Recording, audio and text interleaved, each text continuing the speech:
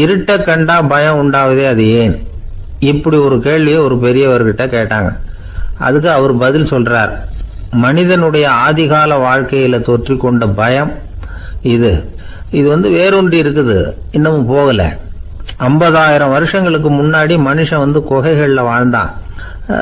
பகல்ல பயம் இருக்காது, ராத்திரியில மிருகங்கள் தாக்கும், கொல்லும், நிம்மதியா தூங்க கூட முடியாது. அதனால இந்த மனுஷனுக்கு இரவுன்னா மரணம், பயம் அப்படின்னு பழகி போச்சு.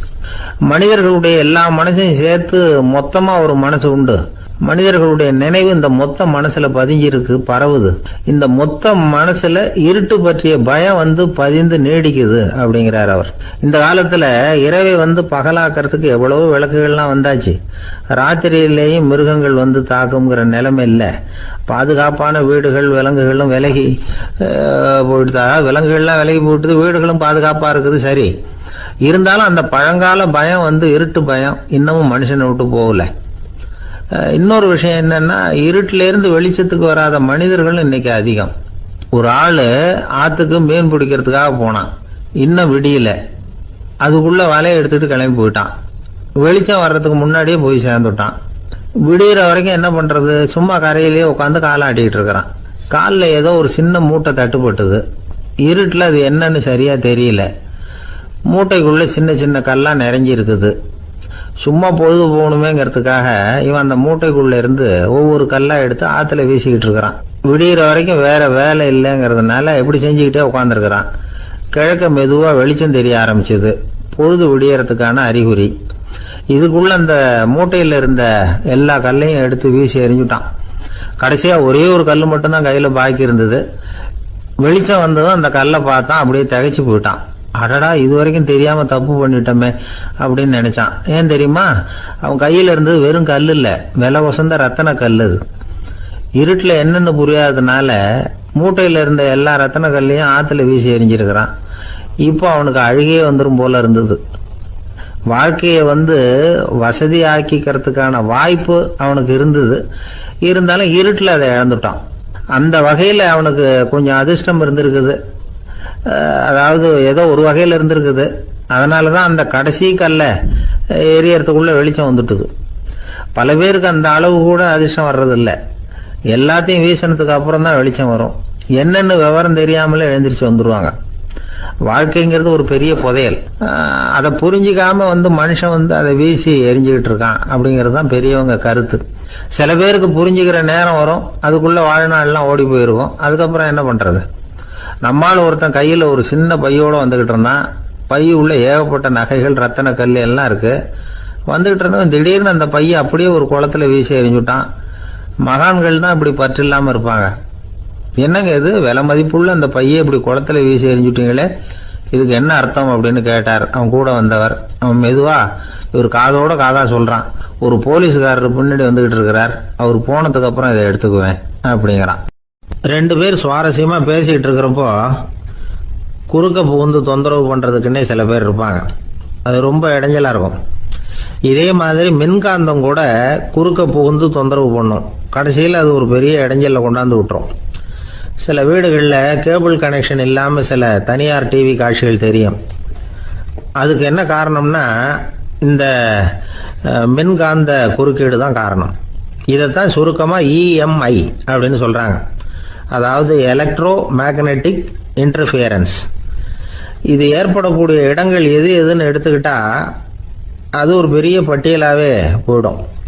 இந்த EMI தொந்தரவு கேபிள் டிவியில மட்டும்தான் இல்லை, ராக்கெட் ஏவுதளத்தில் உள்ள ரேடார்கள், அங்க உள்ள சில சக்தி வாய்ந்த தொலைத்தொடர்பு சாதனங்கள், விமான தளங்களில் உள்ள ரேடார்கள், கப்பல் தளங்களில் பொருத்தப்பட்டிருக்கக்கூடிய சக்தி வாய்ந்த ஆண்டனாக்கள், இப்படி நிறைய சொல்லலாம். காவல் நிலையங்களில் பயன்படுத்தப்படுகிற வயர்லெஸ் தொடர்பு சாதனங்கள் கூட ஓரளவுக்கு இந்த மின்காந்த அலைகளை வெளியிடும். நம்ம வீட்டில் உட்காந்துக்கிட்டு ரேடியோ கேட்டுக்கிட்டு இருப்போம் அல்லது டிவி பார்த்துக்கிட்டு இருப்போம். அந்த சமயத்தில் பக்கத்து தெருவில் ஒரு மோட்டார் சைக்கிள் அல்லது காரு, குறிப்பாக பெட்ரோல் இன்ஜின், அது போகிறப்போ அதில் உள்ள மின்கலத்தில் அதாவது மேக்னட்டோ பேட்டரியிலிருந்து வெளிப்படுகிற மின்காந்த அலை இங்கே டிவியிலையும் ரேடியோவிலையும் கரகரப்பு உண்டு பண்ணும். சரி, இது பெருசா என்ன இடைஞ்சல உண்டு பண்ணிட போகுது அப்படின்னு நாம அலட்சியமா நினைக்கலாம். வயசானவங்களுக்கு மறதி நோயின்னு ஒன்று வரும்ல, அல்ஷமீர், அதாவது மூளையில் உள்ள செல்கள் செயலிழந்து போயிடுறது. அது செய்ய வேண்டிய வேலையை மறந்துடும். மனைவியே எதிரில் நின்னா கூட உன்னை எங்கேயோ பார்த்தது மாதிரி தெரியுதே அப்படின்னு சொல்லிட்டு இருப்பாங்க. அப்படி ஒரு மறதி. இந்த விசித்திரமான நோய்க்கு இதுவரைக்கும் மருந்தே இல்லைன்னு வேற சொல்றாங்க. இந்த மைக்ரோ ஓவன் அப்படின்னு சொல்லக்கூடிய சமையல் அடுப்புகள் கூட மின்காந்த அலைகளை வெளியிடுது.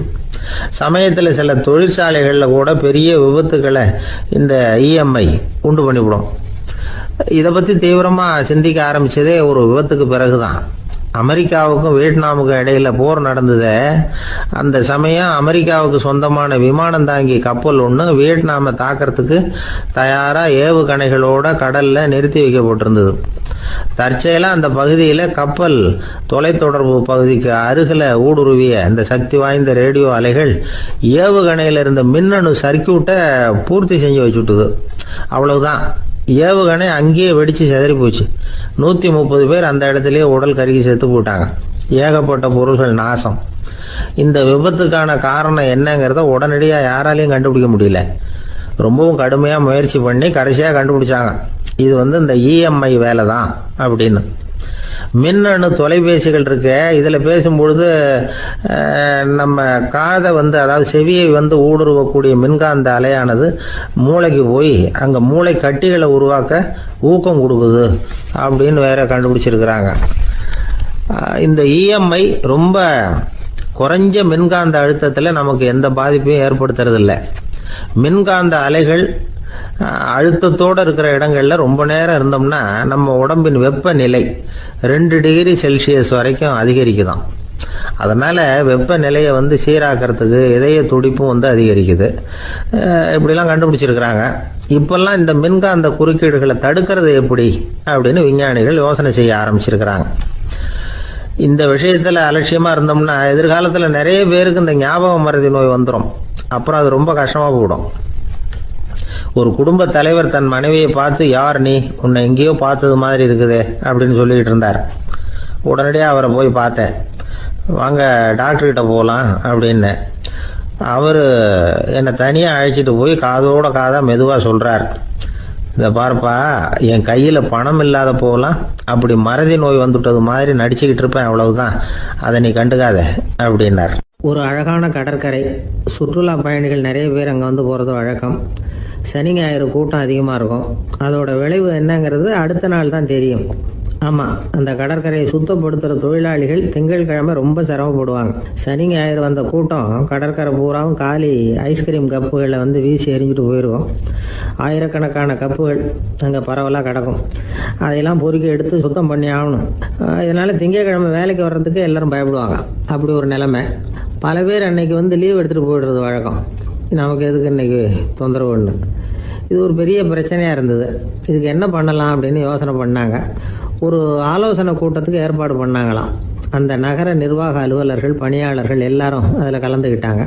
கூட்டம் ஆரம்பமாச்சு. ஆரம்பத்தில் சொன்னாங்க, இந்த பிரச்சனைக்கு ஒரு தீர்வு வேணும், என்ன பண்ணலாம், அதை முடிவு செய்கிறதுக்கு தான் இந்த கூட்டம். இதில் நீங்கள் செய்ய வேண்டியது என்னென்னா, உங்களுக்கு தோன்றுகிற யோசனை எதுவாக இருந்தாலும் சொல்லுங்கள். கொஞ்சம் கூட தயக்கம் வேண்டாம். நாம் சொல்கிற யோசனை ஈடுபடுமா படாதா அப்படின்லாம் யோசிக்க வேணாம். எல்லாருடைய யோசனைகளையும் அப்படியே பதிவு செய்துக்கிறோம். கடைசியாக அதிலேருந்து ஒரு சிறந்த யோசனையை தேர்வு பண்ணி அதை பயன்படுத்தலாம். இந்த சந்தர்ப்பத்தில் இன்னொரு முக்கியமான வேண்டுகோள், எவ்வளவு சாதாரணமான யோசனையாக இருந்தாலும் சரி, அது சொல்லும் பொழுது அடுத்தவங்க ஏளனம் செய்யக்கூடாது. இது ஒரு பெரிய யோசனையா அப்படின்னு சொல்லி எதையும் அலட்சியப்படுத்தக்கூடாது. இதுதான் அந்த கூட்டத்தின் ஆரம்பத்தில் செய்யப்பட்ட அறிவிப்பு. உடனே அந்த கூட்டத்தில் இருந்தவங்க ஆளுக்கு ஒரு யோசனை சொல்ல ஆரம்பித்தாங்க. ஒருத்தர் எழுந்திருச்சார், இங்கே வர்ற சுற்றுலா பயணிகள்கிட்ட ஆளுக்கு $10 ஒரு டெபாசிட் மாதிரி வைப்பு பணமாக வாங்கிக்கணும். காலி ஐஸ்கிரீம் கப்பை திருப்பி கொடுத்தா அந்த பணத்தை திருப்பி கொடுத்துடலாம். இப்படி ஒரு ஏற்பாடு பண்ணிக்கிட்டா கப்புகளை தேடி பொறுக்கிட்டு இருக்க வேண்டியதில்லை, எல்லாம் ஒரே இடத்துக்கு சேர்ந்துடும். அப்படியே நாம் தூக்கிட்டு போய் ஒரு இடத்துல கொட்டி விடலாம் அப்படின்னாரு. இன்னொருத்தர் எழுந்திருச்சார், கப்பை கீழே போட்டால் $50 அபராதம் அப்படின்னு அங்கங்கே போர்டு எழுதி வச்சுடலாம். கப்புகளை போடுறதுக்கு அங்கங்கே பெரிய கூடைகளை வச்சுடலாம். நாம் சாவகாசமாக அந்த கூடைகளை சேகரம் பண்ணிக்கலாம் அப்படின்னாராம். இன்னொருத்தர் எழுந்திரிச்சு கொஞ்சம் கோபமாக பேசினார், கப்புகளை அவங்க வாயிலேயே திணிச்சுடணும். அதுகளை முன்னு சாப்பிட்டு பார்த்தா தான் தெரியும் அது எவ்வளவு கஷ்டங்கிறது அப்படின்னு ரொம்ப கடுமையாக பேசியிருக்காரு. இது வேடிக்கையாக தெரிஞ்சாலும் இந்த யோசனையும் பதிவு செஞ்சுக்கிட்டாங்களாம். இப்படி பல யோசனைகள் கடைசியாக எல்லாத்தையும் படித்து பார்த்துட்டு பரிசீலனை பண்ணாங்க. அப்புறம் தான் யோசனை வந்தது. இவர் வேடிக்கையாக சொன்னது கப்புகளை அவங்கவுங்க வாயிலே திணிச்சு சாப்பிட சொல்லணும், அதுதான் தண்டனைன்னார்ல.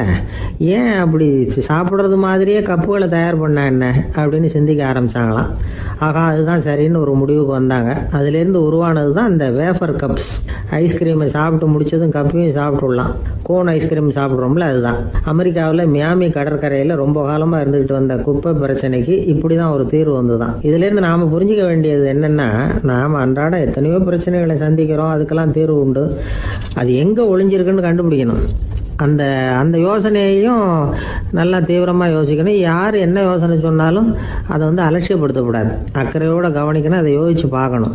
ஒரு அம்மா தன்னோட வீட்டுக்காரரை ஒரு மனநல மருத்துவர்கிட்ட அழைச்சிட்டு வந்தாங்களாம். டாக்டர், இவருக்கு கோன் ஐஸ்கிரீம் பிடிக்கல, பேப்பர் கப்பில் இருக்கிற ஐஸ்கிரீம் தான் வேணும்னு அடம் பிடிக்கிறார் அப்படின்னாங்களாம். அது ஒன்றும் தப்பு இல்லையேன்னாராம் டாக்டர். இதுக்கு அந்த அம்மா சொன்னாங்களாம், இவர் கப்பு ஐஸ்கிரீம் வாங்குறதுல தப்பு இல்லை டாக்டர், பிரச்சனை அது இல்லை. அப்புறம் வேற என்னன்னு கேட்டிருக்காரு. வாங்கினதும் ஐஸ்கிரீமை கீழே கொட்டிவிட்டு அந்த பேப்பர் கப்பை மட்டும் விரும்பி சாப்பிட்றார், அதனால தான் அவங்ககிட்ட அழைச்சிட்டு வந்தேன் அப்படின்னாங்களாம். ஒரு கணவன் மனைவி எப்போ பார்த்தாலும் அவங்க 2 பேருக்கும் இடையில சண்டை வந்துக்கிட்டே இருந்தது. இதில் என்ன ஆச்சரியங்கிறீங்களா? நான் அதுக்காக சொல்ல வரல, இது வேற விஷயம். அதாவது சண்டை போடாமல் இருக்கிறதுக்கு வழி சொல்கிற தகவல் இது. நான் சொன்ன அந்த கணவன் மனைவி எப்படின்னா, கணவன் ஒரு வார்த்தை சொன்னால் மனைவி கிட்டேருந்து 2 வார்த்தை பதிலாக வரும். இதுக்கு கணவன்கிட்ட இருந்து 4 வார்த்தை பதிலாக வரும். இப்படி வார்த்தைகள் பெருகி போய் கடைசியில் வம்புல முடியும். அந்த அம்மா பொறுத்து பார்த்தாங்க, அவங்களால தாக்கு பிடிக்க முடியல. பக்கத்து வீட்லேயும் ஒரு கணவன் மனைவி இருந்தாங்க, அவங்களுக்குள்ள சண்டை வர்றதில்லை. அது எப்படி அவங்களால மட்டும் சண்டை போடாமல் இருக்க முடியுது அப்படின்னு இந்த அம்மாவுக்கு ஆச்சரியம்.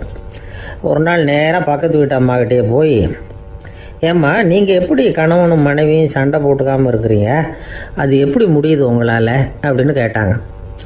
அதுக்குன்னு ஒரு மருந்து இருக்குது, அதை சாப்பிட்டா சண்டை வராது அப்படின்னாங்க அவங்க. சரிங்க, அந்த மருந்தை அவர் சாப்பிட மாட்டேன்னு சொல்லிட்டா என்ன பண்ணுறது அப்படின்னு கேட்டிருக்கிறாங்க இவங்க. அந்த மருந்து அவருக்கு இல்லைம்மா, உனக்கு தான் அப்படின்னாங்களாம் அவங்க.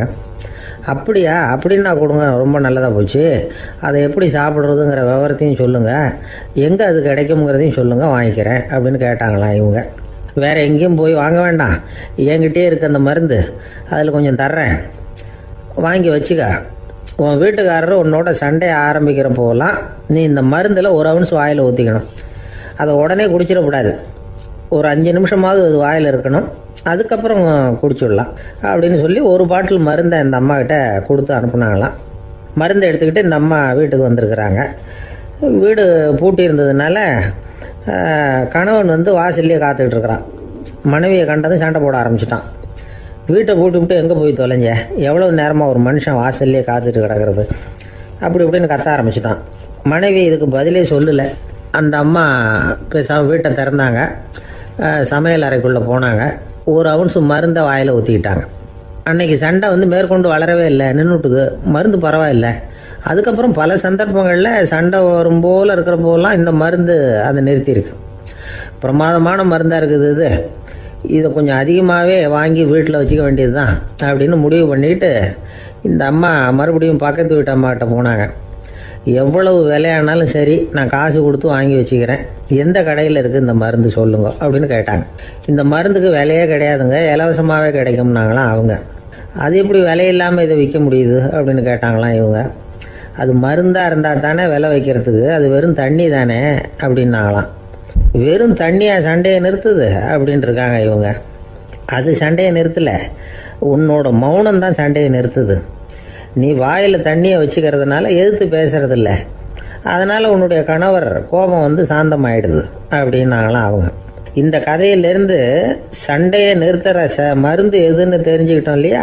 ஒருத்தர் என்ன பண்ணார், பாட்டிலில் தண்ணியை ஊற்றி வச்சுக்கிட்டு அவர்கிட்ட வர்றவங்களுக்கெல்லாம் இதை சிபாரிசு பண்ணலாம்னு நினச்சிக்கிட்டு உட்காந்துருந்தார். ஒரு அம்மா வந்தாங்க.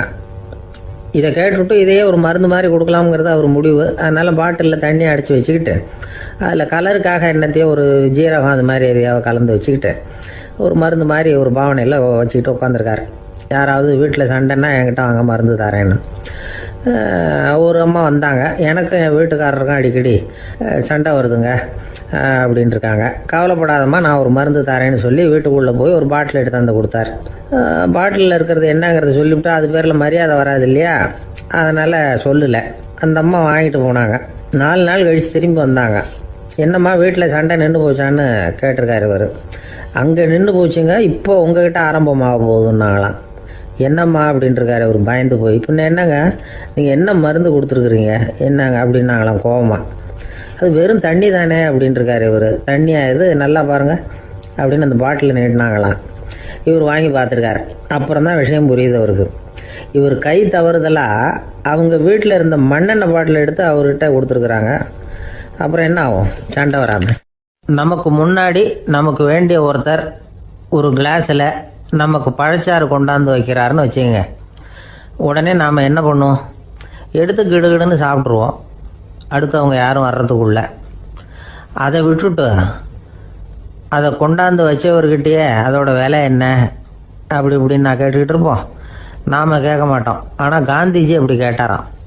எப்போ தெரியுமா, 1935. அந்த வருஷம் மே மாதத்தில் ஒரு நாள் காந்திஜி டெல்லியில் இருக்கிறார். அப்போ அவருக்கு 2 டம்ளர் மாம்பழச்சாறு கொண்டாந்து கொடுக்குறாங்க. அதை வாங்குறார். இதோட விலை என்ன அப்படின்னு கேட்டார் காந்திஜி. யாருக்கிட்ட கேட்டாருன்னா மனுபென் காந்திகிட்ட கேட்குறார். அவங்க தான் கொண்டாந்து கொடுக்குறாங்க. காந்திஜிக்கு உதவி செய்கிறதுக்காக அவர் கூடவே இருந்தவங்க அவங்ககிட்ட தான் கேட்குறாரு. காந்திஜி சும்மா வேடிக்கைக்காக இப்படி கேட்குறாருன்னு நினச்சிட்டாங்க அந்த அம்மா. அதுவும் இல்லாமல் அதோட விலையை கேட்டால் காந்திஜி நிச்சயமாக அதை சாப்பிட மாட்டார் அப்படிங்கிற பயம் வேறு. அதனால் அந்த அம்மா பதில் எதுவும் சொல்லாமல் கம்முன்னு இருந்துட்டாங்க. கொஞ்ச நேரம் ஆச்சு. அந்த பழச்சாறு வச்ச இடத்துல அப்படியே இருக்குது, வச்ச இடத்துல வச்சபடியே இருக்குது. காந்திஜி அதை சாப்பிடவே இல்லை. மனுபென் காந்தி பார்த்தாங்க. மெதுவாக காந்திஜிக்கிட்ட போய் அதை சாப்பிடுங்களேன் அப்படின்னாங்க. பழச்சாறு விலை என்னன்னு கேட்டேன், அதுக்கு பதில் இல்லை. அது முதல் தப்பு. பதிலை எதிர்பார்த்திருந்தும் அதை பற்றி விசாரிக்கலை, அது 2வது தப்பு. இப்படி 2 தப்புகளை பண்ணிவிட்டு என்கிட்ட வந்து இதை சாப்பிடுங்கன்னு சொன்னால் அது எப்படி அப்படின்னு கேட்டாராம் காந்திஜி. மனுபென் காந்தி என்ன சொல்கிறதுன்னு தெரியாமல் திகைச்சு போய் நின்றுக்கிட்டு இருந்தாங்க. காந்திஜி தொடர்ந்து சொன்னாராம், இப்போ என் முன்னாடி வச்சிருக்கிற இந்த பழச்சாறு விலை சுமாராக ஒரு அரை ரூபாயாவது இருக்கும். அது அந்த காலத்து மதிப்பு. இந்த பழச்சாறு இல்லாமல் கூட என்னால் இருக்க முடியும். ஆனால் அவசியமான பொருள்களை வாங்கிறதுக்கு கூட சக்தி இல்லாத மக்கள் இந்த நாட்டில் நிறைய பேர் இருக்கிறாங்க. அப்படி இருக்கிறப்போ எனக்கு என்னத்துக்கு இந்த விலை உயர்ந்த பானம்? இதை இப்போ நான் சாப்பிட்டா என் உடம்பு வேணும்னா ஆரோக்கியமாகலாம், ஆனால் என் மனசு அமைதி அடையாது. எனக்கு என்னுடைய உடல் ஆரோக்கியத்தை விட மன ஆரோக்கியம்தான் முக்கியம். அதனால் இதை நான் சாப்பிட மாட்டேன், எடுத்துகிட்டு போயிடு அப்படின்னாராம். அந்த சமயத்தில் ஒரு அகதி பொண்ணு 2 குழந்தைகளோட காந்திஜியை பார்க்கறதுக்காக வந்தது. வணக்கம் சொல்லிச்சு. காந்திஜி உடனே தனக்கு முன்னாடி இருந்த பழச்சாற்றை எடுத்து அந்த பொண்ணுக்கிட்டையும் குழந்தைகள்கிட்டையும் கொடுத்து சாப்பிட சொன்னார். அவங்க அதை வாங்கி ரொம்ப சந்தோஷத்தோடு சாப்பிட்டாங்களாம். அதை பார்த்த காந்திஜி முகத்தில் ஒரு புன்னகை, ஒரு பரவசம், ஒரு திருப்தி. அவர் மனசு நிறைஞ்சி இருந்தது. அப்போ அவர் சொன்னாராம், ஆண்டவன் எனக்கு எப்பவும் சரியான சமயத்தில் கை கொடுப்பாருங்கிறது அதுக்கு இதுதான் அத்தாட்சி. நான் ஒரு இக்கட்டான சூழ்நிலையில் இருக்கிறப்ப கூட கடவுளின் கருணையால் அந்த சூழ்நிலை என்னை பாதிக்கலை. என் கூட இவ்வளவு நாள் பழகியும் கூட இங்கே இருக்கிறவங்க எனக்கு அதிக விலையுள்ள பழரசத்தை கொடுத்தாங்க.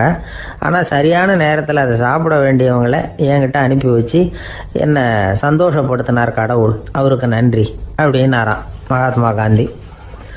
உடல் ஆரோக்கியத்தை விட மன ஆரோக்கியம்தான் எனக்கு முக்கியம்னு சொன்னார் பாருங்க. அதை நாம் எல்லாரும் மனப்பூர்வமாக இன்றைக்கி சிந்திச்சு பார்க்கணும். இந்த காலத்தில் எல்லாரும் அப்படியா நினைக்கிறாங்க? எனக்கு தெரிஞ்ச ஒருத்தர் இருந்தார். தினமும் காலையில் ஒரு காஃபி சாப்பிட உட்கார்ற நேரத்தில் பக்கத்து வீட்டுக்காரர் வந்து சேருவார் கரெக்டாக. உடனே அவரும் தனக்குன்னு வந்திருக்கிற காப்பியை எடுத்து மனப்பூர்வமாக பக்கத்து வீட்டுக்காரர்கிட்ட கொடுத்துருவார். அதுக்கப்புறம் அவருக்காக வேறு காப்பி போட்டு கொண்டாந்து கொடுத்தாலும் வேண்டான்னு சொல்லிடுவார். ஆண்டவனாக பார்த்து சரியான நேரத்தில் அவரை எங்கள் வீட்டுக்கு தினமும் அனுப்பி வைக்கிறார் அப்படிம்பார். ஏன் அப்படி சொல்கிறீங்க அப்படின்னு கேட்டோம் ஒரு நாள். அதுக்கு அவர் சொல்றார், எனக்கு என்னோட உடல் ஆரோக்கியம்தான் முக்கியம். இதை கடவுள் புரிஞ்சுக்கிட்டு எங்கள் வீட்டு காப்பியை சாப்பிட்றதுக்கு தினமும் அடுத்த வீட்டுக்காரனை அனுப்பி வைக்கிறார் அப்படின்னார் அவர். தானத்துல சிறந்தது எது அப்படின்னு ஒரு கேள்வியை கேட்டு, தானத்துல சிறந்தது நிதானம் அப்படின்னு அதுக்கு ஒரு பதிலும் சொல்றவங்க உண்டு. நிதானம் ரொம்ப அவசியம். அதுவும் இன்றைய உலகத்துக்கு ரொம்ப அவசியம். இன்னைக்கு உலகம் ரொம்ப பரபரப்பா போய்கிட்டு இருக்குது. பொறுமையா இருக்கணும்னு நினைக்கிறவங்களால கூட அப்படி இருக்க முடியறதில்ல. பொறுமையை சோதிக்கிறது மாதிரி பல சம்பவங்கள். அதையெல்லாம் சந்திச்சே தீர வேண்டி இருக்குது. எங்க போனாலும் கியூல நிக்க வேண்டி இருக்குது. எங்க போனாலும் காத்துக்கிட்டு இருக்க வேண்டி இருக்கு. ஆபீஸ்லயோ வீட்லயோ கூட நீங்க நிதானமா பொறுமையா நடந்துக்க தெரியலன்னா உங்களுக்கு சிடுமூஞ்சி, முசுடு இப்படிலாம் பேர் வச்சிருவாங்க. அது உங்களுக்கு தேவையா? சரி, வாழ்க்கையில் பொறுமைசாலின்னு பேர் வாங்கறதுக்கு என்ன வழி? முதல் பாயிண்ட், நீங்க நினைக்கிறது, எதிர்பார்க்கறது, செய்யறது எல்லாமே 100% கரெக்டா நடக்கணும்னு ஆசைப்படக்கூடாது. எதுவா இருந்தாலும் அதுல ஓரளவுக்கு தவறு நடக்கலாம் அப்படிங்கறத எதிர்பார்த்தே இருக்கணும். ஓரளவுக்கு அதை அனுமதிக்கணும். ஒரு நண்பரை 6 மணிக்கு ஒரு இடத்துக்கு வர சொல்லி இருக்கிறீங்க. 6 மணிக்கு அவர் வரல, உடனே பொறுமை இழந்து நடந்துக்கப்படாது. ஒரு 10 நிமிஷம் டிலே ஆகலாம். ஒரு வர்ற வழியில பஸ்ஸு கூட ஏதாவது டிராஃபிக்ல மாட்டிருக்கலாம்.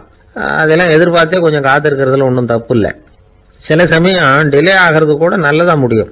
ஒரு பஸ்ஸை தவற விட்டுட்டு, ஐயோ கொஞ்சம் ஒரு 2 நிமிஷம் முன்னாடி வந்திருந்தா பிடிச்சிருக்கலாமே அப்படின்னு தவிச்சுக்கிட்டு இருப்பாங்க சில பேர். அடுத்தபடியா வர்ற பஸ் நேரடியா நீங்க போக வேண்டிய இடத்துக்கே கொண்டு போய் விடுற பஸ்ஸா கூட இருக்கலாம். அது உங்களுக்கு முன்னாடி தெரியாதுல்ல. சில நெருக்கடியான சூழ்நிலைகளை தமாஷா எடுத்துக்கிறதுக்கு பழகிக்கணும். சில இடங்களுக்கு போறப்ப காத்திருக்கிறதுக்கு நம்ம மனசை தயார்படுத்திக்கிட்டே போகணும். ஒரு ரயிலுக்கோ பஸ்ஸுக்கோ அல்லது விமானத்துக்கோ கப்பல் பிரயாணத்துக்கோ போறப்போ அங்க போய் நீங்க மணிக்கணக்கில் கூட காத்துக்கிட்டு தான் இருக்கணும். புறப்படுற நேரம் கூட மாறலாம். நீங்க போய் சேர்ந்ததும் அது உடனே புறப்படணும்னு கட்டாயமா என்ன? அது மாதிரி சமயத்துல படிக்கிறதுக்குன்னு சில சுவாரஸ்யமான புத்தகங்களையும் கையில் எடுத்துக்கலாம். உங்களை சுத்தி எவ்வளவோ சுவாரஸ்யமான சம்பவங்கள் நடந்துகிட்டு இருக்குதுல்ல, அதையெல்லாம் வேடிக்கை பாருங்க. எதுக்காக காத்துக்கிட்டு இருக்கிறோமோ அந்த காரியத்துல உண்மையாவே நமக்கு ஒரு அக்கறை இருந்தா நமக்கு போர் அடிக்காது. சில கோயில்களில் பார்த்துருப்பீங்க, தரிசனத்துக்காக பக்தர்கள் நாள் கணக்கில் காத்துக்கிட்டு இருப்பாங்க. அவங்களாம் அழுத்துக்கிறது இல்லை.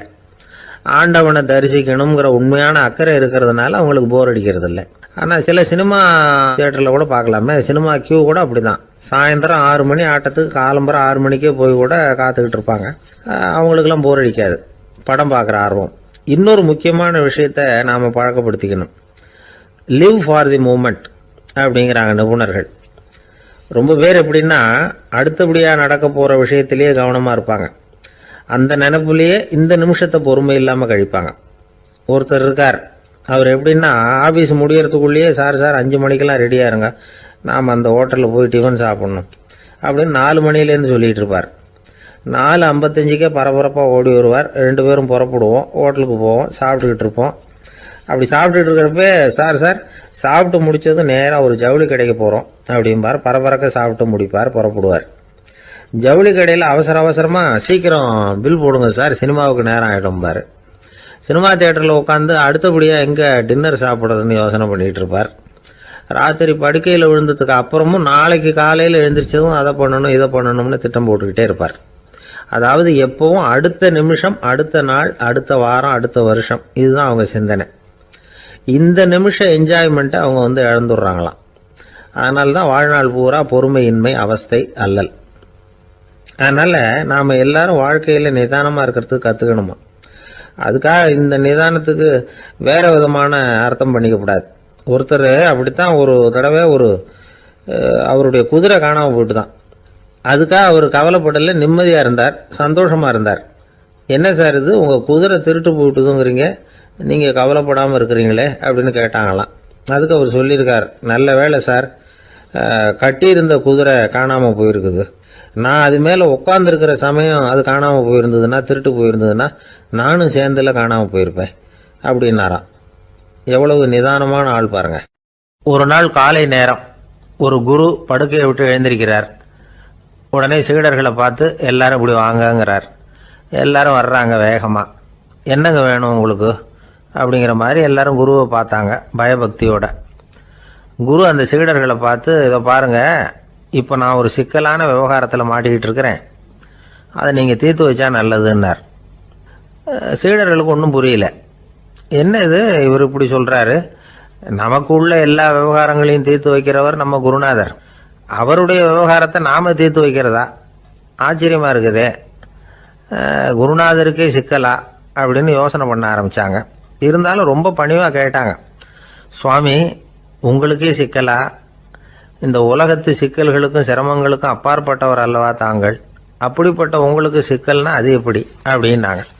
எனக்கு ஏற்பட்டிருக்கிற சிக்கல் அவ்வளவு பெருசு, ரொம்ப பெரிய விவகாரம் அது அப்படின்னார் குரு. கொஞ்சம் விவரமாக சொல்லுங்க அப்படின்னாங்க இவங்க. இப்போ அந்த குரு விவரத்தை சொன்னார். அதாவது நேற்று ராத்திரி நான் ஒரு கனவு கண்டேன். அந்த கனவுல நான் ஒரு பட்டாம்பூச்சியாக மாறிட்டேன். அப்படி மாறி ஒவ்வொரு மலராக பறந்து போய் உட்காந்து தேன் சாப்பிட்டேன் அப்படின்னார். சீடர்கள் இதை கேட்டதும் ரொம்ப திகைச்சு போயிட்டாங்க. என்ன இது ஒரு பெரிய பிரச்சனையா? ஒரு சாதாரண கனவு கண்டதுக்காகவா இந்த காலை வேளையில் நம்மளையெல்லாம் குருநாதர் இவ்வளவு அவசரமாக கூப்பிட்டுருக்கார் அப்படின்னு நினைச்சாங்க. இருந்தாலும் கேட்டாங்க, இதில் என்ன சிக்கல் சுவாமி? கனவுங்கிறது எல்லாருக்கும் வரத்தானே செய்யும் அப்படின்னார் ஒரு சீடர். சீடர்களே, பிரச்சனை அது இல்லை. நான் இன்னைக்கு காலையில் கண்ணு முழிச்சு பார்த்தப்போ நான் நானாக மறுபடியும் மாறிட்டேங்கிறத தெரிஞ்சுக்கிட்டேன். இதில் சிக்கல் என்னன்னா, இப்போ அந்த பட்டாம்பூச்சி தான் நானா ஆயிட்டதாக கனவு கண்டுகிட்டு இருக்கா அப்படிங்கிறது தான். ஒரு மனுஷன் பட்டாம்பூச்சி ஆகிறதாக கனவு காண முடியுங்கிறப்போ அந்த பட்டாம்பூச்சியும் மனுஷன் ஆகிறதாக கனவு காண முடியும் இல்லையா? இப்போ எனக்கு யதார்த்த நிலை தெரியணும், எது நிஜம்னு தெரியணும். நேற்று ராத்திரி நான் கண்டது கனவா, அல்லது இது பட்டாம்பூச்சி கண்டுகிட்டு இருக்கிற கனவா? இதுதான் குரு கேட்ட கேள்வி. இதை கேட்டதும் சீடர்கள் ரொம்ப குழம்பி போயிட்டாங்க. சுவாமி, இது வரைக்கும் நாங்கள் தூங்குறப்ப பார்க்கறது கனவுன்னும் மூழ்கிட்டு இருக்கிறப்ப பார்க்கறது நனவுன்னு நம்பிக்கிட்டு இருக்கிறோம். இப்போ எங்களை ரொம்ப குழப்பிட்டீங்க, இதுக்கு பதில் சொல்ல எங்களுக்கு சக்தி இல்லை அப்படின்னு சொல்லிவிட்டாங்களாம். அதுக்கப்புறம் அந்த குரு சொன்னாராம், நினைவு தான் முக்கியமான அம்சம். முடிவு கட்டம்னா பகலின் நினைவுகளை விட இரவின் கனவுகளே ரொம்ப உண்மை. ஒருத்தன் தூங்க போனால் தூங்கிக்கிட்டே இருந்தா அவன் காணும் கனவு பொய்ங்கிறத அவன் உணர மாட்டான். ஒவ்வொரு கனவும் காணும் பொழுது அது ரொம்ப உண்மையாக தான் தெரியுது. ஒரு கனவு கூட உண்மை இல்லைன்னு கனவுல தோன்றுவதே இல்லை அப்படின்னார் குரு. அகில வாழ்வு அத்தனையும் சொற்பனம் கண்டாய் அப்படிங்கிறார் தாயுமானவர். ஆகையினால நம்ம கனவுலேருந்து நாம் என்னைக்கு முழிச்சிக்க போகிறோம் அப்படிங்கிறது தான் ஒரு முக்கியமான கேள்வி. ஒருத்தர் வந்தார், காலில் கட்டோடு வந்தார். என்னங்க காலில் கட்டுன்னு? சார், நேற்று ராத்திரி தூக்கத்தில் எங்கள் வீட்டு கூரையில் ஏணியை சாத்தி வச்சு இறங்கினப்போ வழுக்கி விழுந்து காலை உடச்சிக்கிட்டேன்னார். உங்கள் வீட்டில் தான் ஏணியே கிடையாது சார் அப்படின்னு. உண்மைதான் சார், நான் கீழே விழுந்து முழிச்சுக்கிட்டதுக்கு அப்புறம் தானே ஏணி இல்லைங்கிறது எனக்கு ஞாபகம் வந்தது அப்படின்னார். எனக்கு அதிர்ஷ்டமே இல்லை சார் அப்படின்னார் ஒருத்தர். ஏன் அப்படி சொல்றீங்கன்னு கேட்டோம். வியாபாரம் பண்ணலாம்னு ஒரு கடை வச்சேன். வேண்டிய போட்டவங்க கூட என் கடையில் எதுவும் வாங்க மாட்டேங்கிறான். எல்லாரும் அடுத்த கடைக்கு தான் போகிறான் அப்படின்னு சொல்லி ரொம்ப அழுத்துக்கிட்டார். இதுக்கு போய் அதிர்ஷ்டம் இல்லைன்னு சொல்லாதீங்க. வாடிக்கையாளர்களை கவர்றது எப்படிங்கிறது உங்களுக்கு தெரியல, அதுதான் குறை அப்படின்னும். சார், உங்களுக்கு தெரிஞ்ச அந்த ரகசியத்தை எனக்கும் கொஞ்சம் சொல்லி கொடுங்களேன் அப்படின்னார். சரி, உங்கள் காதை இப்படி கொடுங்க அப்படின்னு சொல்லி அது சம்பந்தமாக பெரிய வல்லுநர்கள் சொல்லியிருக்கிற கருத்துக்களை அவர்கிட்ட சொல்ல ஆரம்பித்தோம். அதாவது இந்த வாடிக்கையாளர்களை கவர்றதுக்கு வல்லுநர்கள் பல ஆலோசனைகளை ஏற்கனவே சொல்லி வச்சிருக்கிறாங்க. அது சம்பந்தமாக அனுபவப்பட்டவங்க, அதை தெரிஞ்சு வச்சுக்கணும். அதாவது கடை வச்சிருக்கிறவங்க எல்லாரும் இதை கொஞ்சம் காதில் வாங்கி வச்சுக்கணும். எதை இப்போ சொல்ல போகிறத. எப்பவும் பணத்தை சம்பாதிக்கிறதுலேயே குறியாக இருக்கக்கூடாதான். அதை விட முக்கியமாக நீங்கள் சம்பாதிக்க வேண்டியது வாடிக்கையாளர்களுடைய மன நிறைவு. வர்றவங்க திருப்தியோடு போகணும், அது முக்கியம். அதில் கவனமாக இருக்கணும்.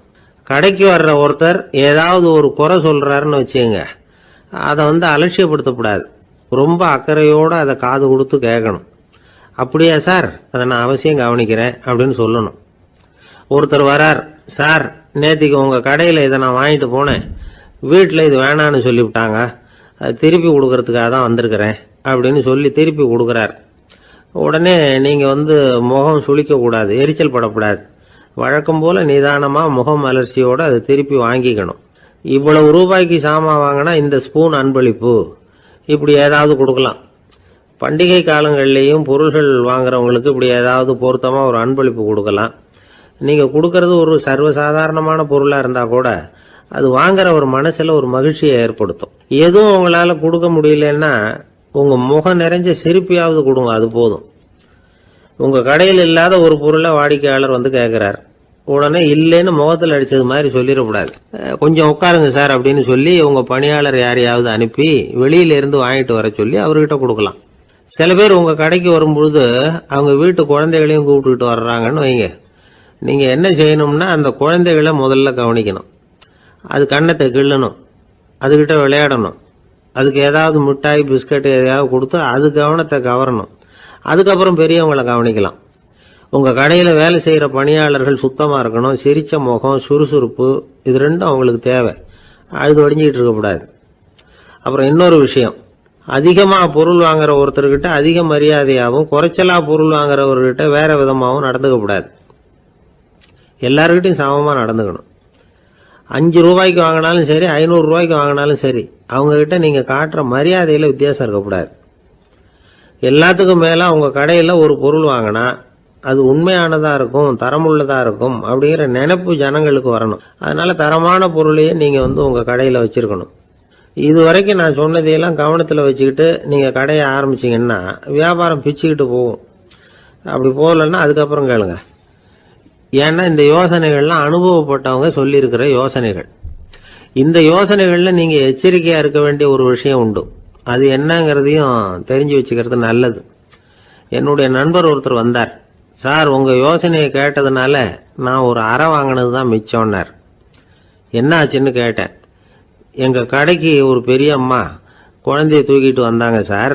உங்க யோசனைப்படி அந்த குழந்தையோட கண்ணத்தை கிள்ளணும்னு முயற்சி பண்ணினேன். திடீர்னு அந்த நேரம் பார்த்து அந்த குழந்தை தலையை குனிஞ்சுக்கிட்டுது. என் கை குழந்தையோட கண்ணத்துக்கு பதிலா அது தூக்கிட்டு வந்தவங்க கண்ணத்தை கிள்ளிவிட்டுது. அதுதான் அப்படி ஆயிட்டுது அப்படின்னார் கண்ணத்தை தடவிக்கிட்டே. திபேத் நாட்டுல புத்த மடாலயங்கள் நிறைய உண்டு. அதுக்கு ஒரு தலைமையகமும் உண்டு. அது இந்த திபேத் தலைநகரம் லாசாவில் இருக்குது. ரொம்ப காலத்துக்கு அப்பால அதை பற்றியெல்லாம் நிறைய விவரங்கள் எழுதி வச்சிருக்கிறாங்க. அது இப்போவும் நமக்கு கிடைக்குது. அதாவது ரொம்ப தூரத்துக்கு அந்தாண்ட மலைகளுக்கு நடுவில் ஒரு கிளை மடாலயம். அந்த மடத்தின் தலைவருக்கு வயசாயிட்டு தான். அதனால தலைமை பொறுப்பை வேற ஒருத்தர்கிட்ட ஒப்படைக்கலாம் அப்படின்னு முடிவு பண்ணாராம். உடனே ஒரு லாமாவை கூப்பிட்டார். அவர் மூலமா தலைமை மடாலயத்துக்கு செய்தி அனுப்புனார், பொருத்தமான வாரிசு ஒருத்தரை அனுப்பி வைக்கும்படியாக. அந்த வாலிப லாமா புறப்பட்டார். காடு மேடெல்லாம் நடந்து போறார். ரொம்ப நாள் கழிச்சு தலைமை பீடத்தை அடைஞ்சார். தலைமை குரு கிட்ட விவரத்தை சொன்னார். தகுதியான ஒருத்தரை அனுப்பி வச்சா அழைச்சிட்டு போறேன் அப்படின்னார். சரி, நாளைக்கு காலையில நீங்க அவங்க எல்லாரையும் அழைச்சிட்டு போகலாம்னார் அவரு. அவங்க எல்லாரையுமா? அங்க தேவைப்படுறது ஒருத்தர் தானே அப்படின்னார் இவர். ஆமான்னார். அப்புறம் ஏன் எல்லாரையும் அழைச்சிட்டு போக சொல்றீங்கன்னார். அது இப்போ உனக்கு புரியாது. நான் ஒரு 100 பிக்குகளை அனுப்புறேன், அதாவது பிட்சுகளை. அவ்வளவு பேரையும் அங்க வச்சு சமாளிக்க முடியாது அப்படின்னாரு இவரு. இருந்தாலும் இப்ப அந்த தலைமை குரு என்ன சொன்னார்னா, அதை பத்தி கவலைப்படாத, நான் 100 பேரை அனுப்புறேன். அதுல 99 பேர் வழியிலேயே காணாம போடுவாங்க, ஒருத்தன் மட்டும்தான் வருவான். அவனும் அங்க சேர்ந்துட்டானா நீ ரொம்ப கொடுத்து வச்சவன் அப்படின்னார். இவருக்கு ஒன்றும் புரியல. இருந்தாலும் மறுநாள் அந்த வாலிப லாமா 100 பேரை அழைச்சிக்கிட்டு புறப்பட்டார். போற வழியிலேயே பல பேர் அங்கங்க பிச்சுக்கிட்டு போட்டாங்க. அவர் சொன்னது மாதிரியே வழியில அவங்க ஊர்கள் இருந்தது தான் காரணம். அப்பா அம்மாவை பார்த்துட்டு வரேன் அப்படின்னு கொஞ்சம் பேர் போனாங்க. சொந்த பந்தத்தை பார்த்துட்டு வரேன் அப்படின்னு கொஞ்சம் பேர். ஒரு வாரம் ஆச்சு. இப்ப மிஞ்சினது 10 பேர் தான். வழியில ஒரு நகரம். அங்க சில பிட்சுக்கள் சந்திச்சாங்க. எங்க மடத்து தலைவர் இறந்துட்டார், உங்களில் யாராவது ஒருத்தர் எங்களுக்கு தலைவராக முடியுமா அப்படின்னு கேட்டாங்க. 10 பேரும் தயார். அதுல ஒருத்தரை அழைச்சிட்டு அவங்க போயிட்டாங்க. இன்னொரு ஊர்ல சில பேர் வந்தாங்க, வழி மறிச்சாங்க. நில்லுங்க, எங்க மன்னர் மகளுக்கு திருமணம், அதை நடத்தி வைக்க 3 லாமாக்கள் தேவை அப்படின்னாங்க. இப்படி கொஞ்சம் கொஞ்சமா எல்லாரும் காலி. கடைசியில 2 பேரும் மிஞ்சினாங்க. அங்க ஒரு இளம்பெண் எதிரில் வந்தா. எங்கள் அப்பா வேட்டைக்கு போயிருக்கிறாரு, இன்னும் திரும்பி வரல. வீட்டில் வேற யாரும் இல்லை, தனியாக இருக்க பயமாக இருக்கு. யாராவது ஒருத்தர் எனக்கு துணையாக இருக்கணும் அப்படின்னு கேட்டுக்கிட்டா. எங்கள் 2 பேரில் நீயே ஒருத்தரை தேர்ந்தெடுத்துக்கோ, இல்லைன்னா எங்களுக்குள்ள சண்டை வந்துடும் அப்படின்னாங்க. இப்போ மிஞ்சினவர் ஒருத்தர், அவருக்கும் ஒரு சோதனை வந்தது. ஒரு தர்க்கவாதி எதிரில் வந்தான், உன்னோட வாதம் பண்ணணும்னா. இவனோட வாதம் பண்ணுறேன், அது முடிய ரொம்ப காலம் ஆகலாம். தர்க்கத்தில் நான் ஜெயிச்சா அங்கே வரேன், இல்லைன்னா இவருடைய சீடனை ஆயிடுவேன் அப்படின்னார் அவர். கடைசியாக அழைக்க வந்த வாலிபலாமா மட்டும் வெறும் கையோடு திரும்பி போனார்.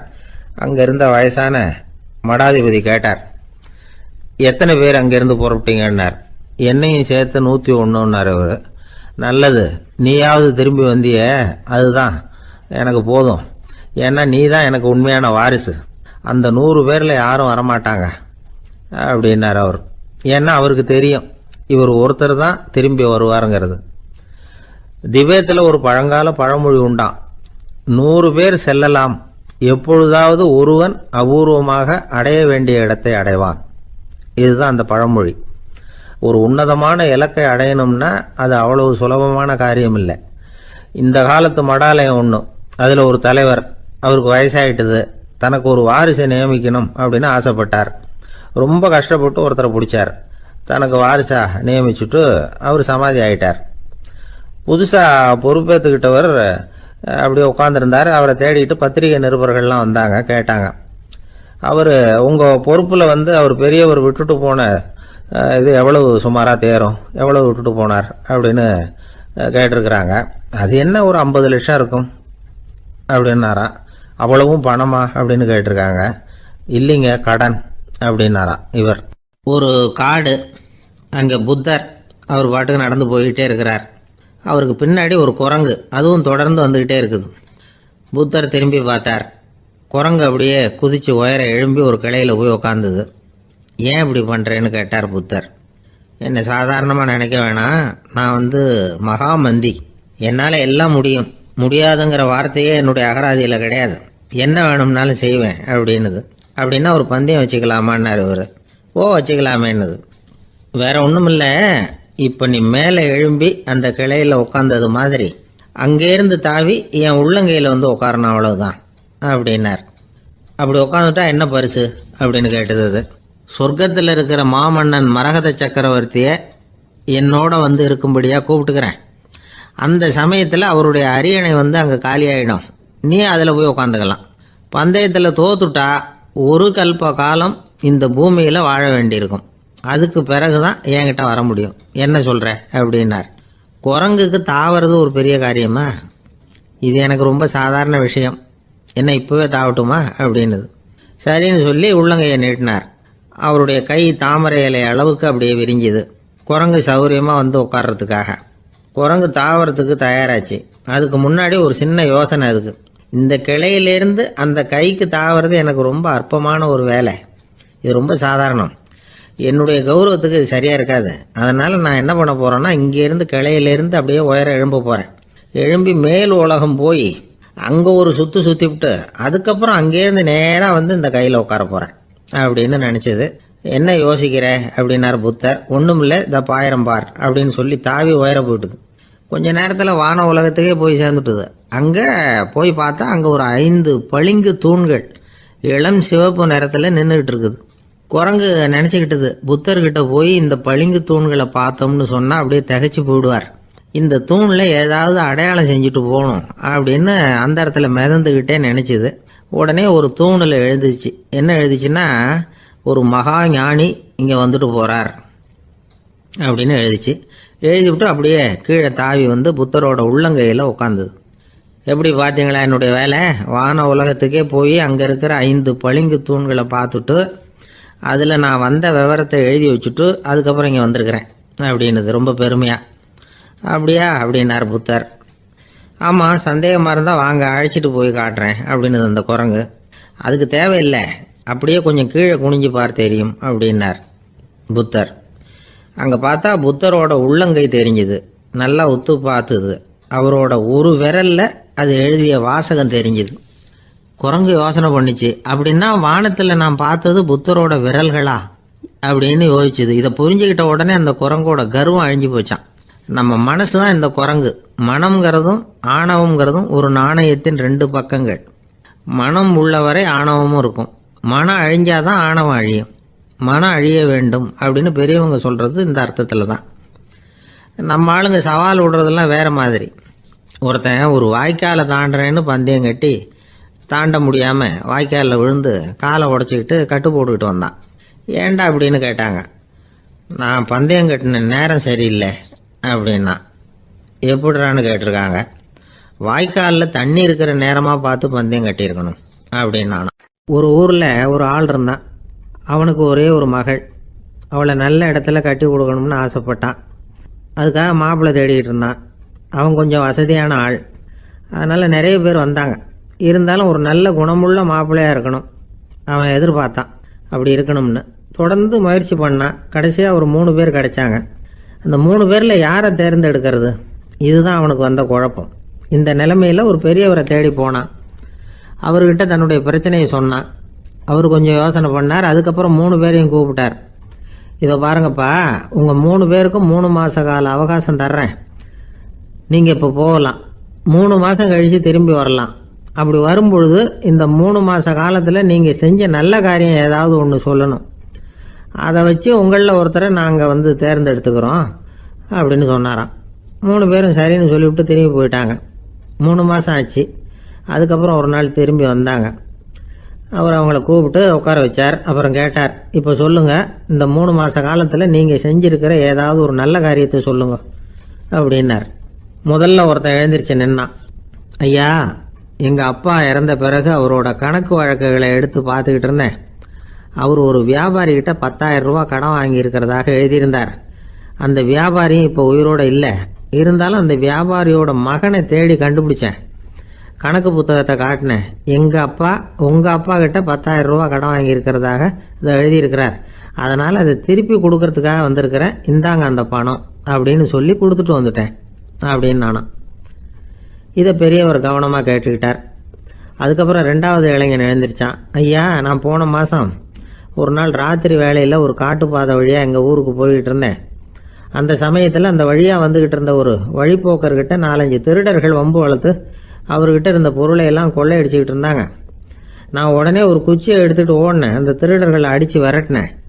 பொருளை எல்லாம் மீட்டு அந்த வழிப்போக்கர்கிட்ட ஒப்படைச்சேன். அவரை பத்திரமா அழைச்சிட்டு போய் அவர் வீட்டில் விட்டுட்டு வந்தேன் அப்படின்னு நானும். இதையும் பெரியவர் கவனமாக கேட்டுக்கிட்டார். அடுத்தபடியாக 3வது இளைஞன் எழுந்திரிச்சான். ஐயா, போன மாதம் ஒரு நாள் நான் ஒரு மலைப்பாதை வழியாக போய்கிட்டு இருந்தேன். மலைப்பாதை விளிம்பில் ஒரு மதகு கட்டை, அது மேலே ஒரு ஆள் படுத்து தூங்கிட்டு இருந்தான். அந்த பக்கம் தவறி உருண்டு விழுந்திருந்தான்னா அதில் பாதாளம். அது மலையடி வாரத்தில் போய் தான் விழணும். அவ்வளவு பள்ளம். அது தெரியாமல் அவன் பாட்டுக்கு தூங்கிட்டு இருந்தான். நான் உடனே அவன்கிட்ட ஓடி போய் குனிஞ்சு அவன் முகத்தை பார்த்தேன். அப்போ தான் புரிஞ்சுது, அவன் ஏற்கனவே எனக்கு தெரியும். அவனை எனக்கு நிறைய கெடுதல் பண்ணியிருக்கிறான், இடைஞ்சல் கொடுத்தவன். இருந்தாலும் ஐயோ பாவம்னு நினச்சி அவனை எழுப்பி பாதுகாப்பாக வேற ஒரு இடத்துல படுக்க வச்சுட்டு வந்தேன் அப்படின்னு நானும். பெரியவர் இதையும் கேட்டுக்கிட்டார். அதுக்கப்புறம் அவங்க 3 பேரையும் பார்த்து, நீங்கள் போகலாம், நாங்கள் யோசித்து முடிவு பண்ணி உங்களுக்கு சொல்லி அனுப்புகிறோம் அப்படின்னாராம். அந்த இளைஞர்கள் புறப்பட்டு போயிட்டாங்க. அதுக்கப்புறம் அந்த பெண்ணோட அப்பாவை பார்த்து சொன்னார், இந்த 3 பேருமே நல்ல பிள்ளைங்க தான், அதில் ஒன்றும் சந்தேகம் இல்லை. இருந்தாலும் இந்த 3 பேர் செஞ்ச செயல்களையும் ஒப்பிட்டு பார்க்க வேண்டியிருக்கு. முதல் இளைஞன் நேர்மைக்கு எடுத்துக்காட்டாக விளங்குறான்.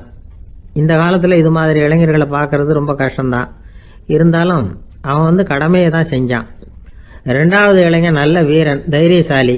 ஒரு வீரன் எதை செய்யணுமோ அதைத்தான் இவன் செஞ்சான். இவன் ஒரு லட்சிய மனிதன். 3வது இளைஞன் தன்னுடைய பகைவனுக்கே உதவி செஞ்சிருக்கான். அவன் உயிரை காப்பாற்றியிருக்கிறான். பகைவனுக்கு அருள்வதுங்கிறது ஒரு சாதாரண மனுஷனால் செய்யக்கூடிய காரியம் இல்லை. பகையை மறக்கிறதும் பகைவனுக்கு அருள்வதும் தெய்வீக பண்புகள். அதனால் இவனையே உன்னுடைய மகளுக்கு ஏற்ற மாப்பிள்ளையா தேர்ந்தெடுக்கலாம் அப்படின்னு சொன்னாங்களாம். ஒரு நல்ல நாளில் அவங்களுக்கு திருமணம் நல்ல விதமாக நடந்து முடிஞ்சுதான். இது சுவாமி சின்மயானந்தர் சொல்லியிருக்கிற ஒரு கதை. இதிலேருந்து நாம் புரிந்து கொள்ள வேண்டிய ஒரு கருத்து, நமக்கு கெடுதல் பண்ணவங்களுக்கும் நாம் நல்லது செய்யணும். ஆனால் நடைமுறையில் அப்படி நம்மளால் செய்ய முடியறதில்ல. அதுதான் சிக்கல். நம்மால் ஒருத்தங்கிட்ட கேட்டேன், ஏண்டா உன்னுடைய பகைவன் ஒருத்தன் அது மாதிரி ஒரு மலைப்பாத மதகு கட்டையில் படுத்திருந்தா உடனே நீ என்ன நினைப்ப அப்படின்னு கேட்டோம். இது ஒரு அருமையான சந்தர்ப்பம்னு நினைப்பேன் அப்படின்னா. எதுக்குன்னு கேட்டோம். அவனை அந்த பக்கமாக உருட்டி கீழே தள்ளுறதுக்கு அப்படின்னா. ஒரே ஒரு ஊரில் ஒரு பாதிரியார் இருந்தார். ரொம்ப நாள் சந்தோஷமாக வாழ்ந்தார். ஒரு நாள் அவர் மடத்து சமையல் அறையில் பாத்திரங்களை கழுவி துலக்கி சுத்தப்படுத்திக்கிட்டு இருந்தார். அந்த சமயத்தில் ஒரு தேவதூதன் அவர் முன்னாடி வந்து நின்னான். இவர் நிமிர்ந்து பார்த்தார். ஆண்டவர் என்னை உங்ககிட்ட அனுப்பியிருக்கிறார், பரலோகத்தில் வாசம் செய்யறதுக்கு உங்களுக்கு நேரம் வந்துட்டுது அப்படின்னு அந்த ஆள். ஆண்டவருக்கு என்னோட ஞாபகம் வந்ததுக்கு நன்றி. ஆனாலும் இப்போ இங்கே நீயே பாரு, எவ்வளவு பாண்டங்கள் பாக்கி இருக்கு, இவ்வளவையும் நான் சுத்தப்படுத்த வேண்டியிருக்கு. நான் நன்றி கெட்டவனாக இருக்க விரும்பலை. இந்த பணியை முடிக்கிற வரைக்கும் என்னுடைய பரலோக வாழ்வை தள்ளி வைக்க முடியுமா? நீ என்ன நினைக்கிற அப்படின்னு கேட்டார். தேவதூதன் தனக்கே உரிய விவேகத்தோட அன்போட பாதிரியாரை பார்த்தான். சரி, என்ன செய்யலாம்ங்கிறத அப்புறம் சொல்கிறேன் அப்படின்னு சொல்லிவிட்டு புறப்பட்டு போயிட்டான். ஒரு நாள் அந்த பாதிரியார் தோட்டத்தில் உள்ள களைகளை எல்லாம் ஒரு களை கொத்தியால் கொத்தி களை எடுத்துக்கிட்டு இருக்கிறார். அந்த சமயத்தில் இந்த தேவதூதன் மறுபடியும் அவர் முன்னாடி நிற்கிறான். பாதிரியார் பார்த்தார். இதை பாரு, இந்த தோட்டம் பூராவும் எவ்வளவு களை மண்டி கிடக்கு, பரலோகம் கொஞ்ச காலம் எனக்காக பொறுத்திருக்கலாம்னு நீ நினைக்கிறியா அப்படின்னு கேட்டார். தேவதூதன் சிரிச்சுக்கிட்டே மறுபடியும் மறைஞ்சிட்டான். மறுபடியும் அவர் களை எடுக்கிறது, தானிய களஞ்சியத்துக்கு வர்ணம் பூசுறது, இப்படிப்பட்ட வேலைகளில் ஈடுபட்டிருக்கார். இன்னொரு நாள் ஒரு மருத்துவமனையில் நோயாளிகளை கவனிச்சுக்கிட்டு ரொம்ப தீவிரமாக இருக்கிறார் அந்த பாதிரியார். ஒரு நோயாளியோட தாகத்துக்கு தண்ணீர் கொடுத்துட்டு நிமிர்ந்து பார்க்குறப்போ தேவதூதன் மறுபடியும் அவர் முன்னாடி நிற்கிறான். இந்த தடவை பாதிரியார் தன்னலமற்றவராக பேரன்பை காட்டக்கூடிய வகையில் தன்னுடைய 2 கைகளையும் உயர்த்தியபடி தேவதூதனின் கவனத்தை பிணியால் வாடக்கூடிய நோயாளிகளின் பக்கம் திருப்பினாராம். தேவதூதன் ஒன்றும் சொல்லலை, மறைஞ்சிட்டான். அன்னைக்கு சாயந்தரம் பாதிரியார் மடத்தில் உள்ள தன்னுடைய அறைக்கு போய் இளைப்பாறினார். யோசிச்சு பார்த்தார். தேவதூதனையும் தேவதூதனின் விருப்பத்தையும் பல நாள் தள்ளி போட்டு வந்ததையும் அவர் ரொம்ப நினச்சி பார்த்தார். திடீர்னு தான் முதுமை அடைகிறதையும் சோர்வு அடைகிறதையும் உணர்ந்தார். ஆண்டவரை நினைச்சார். ஆண்டவரே, உம்முடைய தூதனை மறுபடியும் என்கிட்ட அனுப்புனா நான் சந்திக்கிறதுக்கு ஆவலாக இருக்கேன் அப்படின்னு சொல்கிறப்பவே தேவதூதன் பக்கத்தில் நின்னான். பாதிரியார் நிமிர்ந்து பார்த்தார். நீ இப்போவே என்னை அழைச்சிக்கிட்டு போக விரும்பினா நான் பரலோகத்துக்கு வர்றதுக்கு தயாராக இருக்கேன்னார். தேவதூதன் அந்த பாதிரியாரை அன்போடவும் விவேகத்தோடவும் பார்த்து, நீங்கள் என் கூட பரலோகத்துக்கு வர்ற தயாராக இருக்கிறதா சொல்கிறீங்க, ஆனால் நீங்கள் இதுவரைக்கும் வேற எங்கே இருந்ததா நினைக்கிறீங்க அப்படின்னானா. அப்படின்னா இதுவரைக்கும் இருந்த இடம்தான் பரலோகம் அப்படிங்கிறத உணர்த்தியிருக்கிறான். பரலோகம்னா என்னன்னு புரிஞ்சுக்கிறதுக்கு இந்த சம்பவம் நமக்கு உதவியாக இருக்குது. தொண்டு செய்கிறத விட பெரிய செயல் வேற எதுவும் இருக்க முடியாது. அது நம்ம மனசுக்கு கொடுக்குற சுகத்தை வேற எதுவும் கொடுக்க முடியாது. நாம் தொண்டு செய்கிற இடம் தான் அந்த புண்ணிய இடம். ஆனால் இந்த காலத்துல எல்லாம் நாம் தொண்டு செய்யணும்னு நினச்சி ஏதாவது ஆரம்பித்தா கூட அதை ஒரு மாதிரியாக சுற்றி நின்று வேடிக்கை பார்க்க ஆரம்பிச்சிடுறாங்க.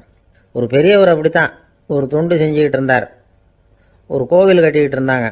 அதில் ஒரு இடத்துல ஒரு பலகையை வச்சு ஆணி அடிக்கிற வேலையை செஞ்சுக்கிட்டு இருந்தார் அந்த பெரியவர். ஒரு சின்ன பையன் அதை ரொம்ப ஊக்கமாக அக்கறையாக கவனிச்சுக்கிட்டு இருந்தான். பெரியவர் இதை கவனித்தார். என்னப்பா பார்க்குற, உனக்கும் இது மாதிரி தொண்டு செய்யணும்னு ஆசையாக இருக்கா அப்படின்னு கேட்டார். அதுக்கு அந்த பையன் சொல்கிறான், அப்படி இல்லைங்க, நீங்கள் ஆணி அடிக்கிறப்போ கையில் சுத்தியால் அடிச்சுக்கிட்டா எப்படி துடிப்பீங்க, எப்படி கத்துவீங்கன்னு தெரிஞ்சுக்கிறதுக்காக அதை பார்க்கணும்னு ஆசை, அதுக்காக தான் காத்துக்கிட்டு இருக்கேன் அப்படின்னு நான். ஒருத்தர் சிகரெட்டும் கையுமா வந்தார். சார், இந்த புகைப்பிடிக்கிற பழக்கத்தை நிறுத்தி போடணும்னு தான் பார்க்குறேன், முடியலன்னார். புகைப்பிடிக்கிறத நிறுத்துறது ரொம்ப சுலபம் சார் அப்படின்னார் இன்னொருத்தர். எப்படி சொல்கிறீங்கன்னு கேட்டார் அவர். நான் கூட ஏற்கனவே 10 தடவை அந்த பழக்கத்தை நிறுத்தி இருக்கிறேன் சார் அப்படின்னார் இவர். இதுலேருந்து என்ன தெரியுது? புகைப்பழக்கத்தை திடீர்னு விட்டு விடுறதுங்கிறது ரொம்ப கஷ்டம்னு தெரியுது. இருந்தாலும் இது சம்பந்தமான ஆராய்ச்சி, அனுபவம், இது ரெண்டையும் அடிப்படையாக வச்சு சில வழிமுறைகளை சொல்கிறாங்க. அதாவது புகைப்பிடிக்கிறத நிறுத்துறதுக்கு 10 வழிகள் உண்டு அப்படின்னு சொல்கிறாங்க. அது என்னங்கிறத தெரிஞ்சுக்கிட்டா உபயோகப்படுதான்னு பார்க்கலாமே. முதல் கருத்து என்னன்னா, கொஞ்ச நாளைக்கு புகைப்பிடிக்கிற நண்பர்களை விட்டு விலகி இருக்கணும். இதனால் புகைப்பிடிக்கிற ஆசை குறையும். அந்த பழக்கத்தை மறுபடியும் ஆரம்பிக்கப்படாதுங்கிற எண்ணம் உறுதிப்படும். 2வது கருத்து, புகைப்பிடிக்கிறதை எதிர்த்து தீவிரமாக பிரச்சாரம் செய்ய ஆரம்பிச்சிடணும். அது அடுத்தவங்களுக்கும் உபயோகப்படும், உங்களுக்கும் உபயோகப்படும். உங்கள் உள்ளுணர்வை அது தூண்டும், உங்களை உறுதி கொள்ள வைக்கும். மூன்றாவது கருத்து என்னன்னா, தினமும் 2 தடவை குளிக்கணும். எப்படி தெரியுமா?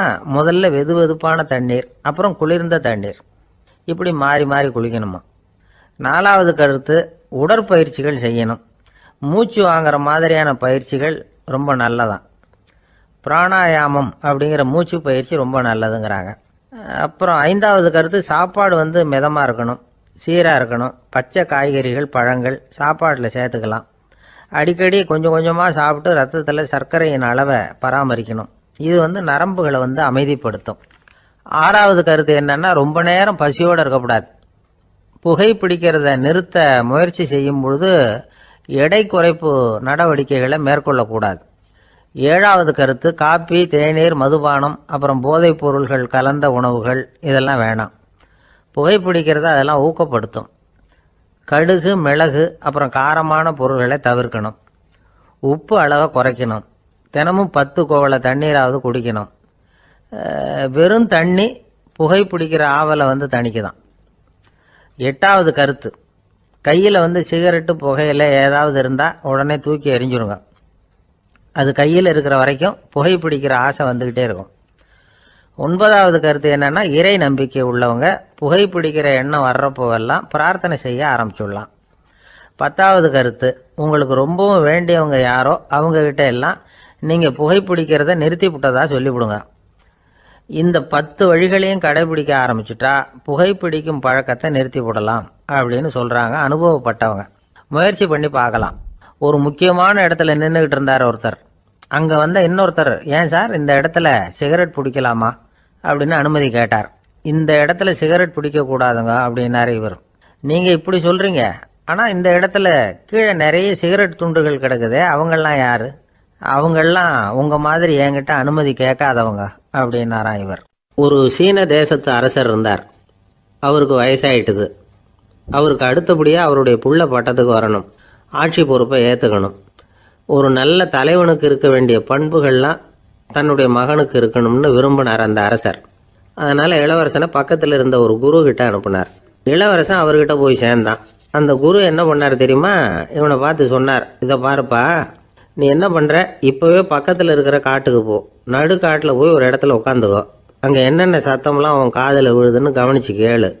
உன் காதில் விழுந்த ஓசைகள் என்னென்னங்கிறத என்கிட்ட சொல்லு, அதுதான் எனக்கு தெரியணும், உனக்கு வேலையும் அதுதான் அப்படின்னு சொல்லி அனுப்பி வச்சுட்டார்.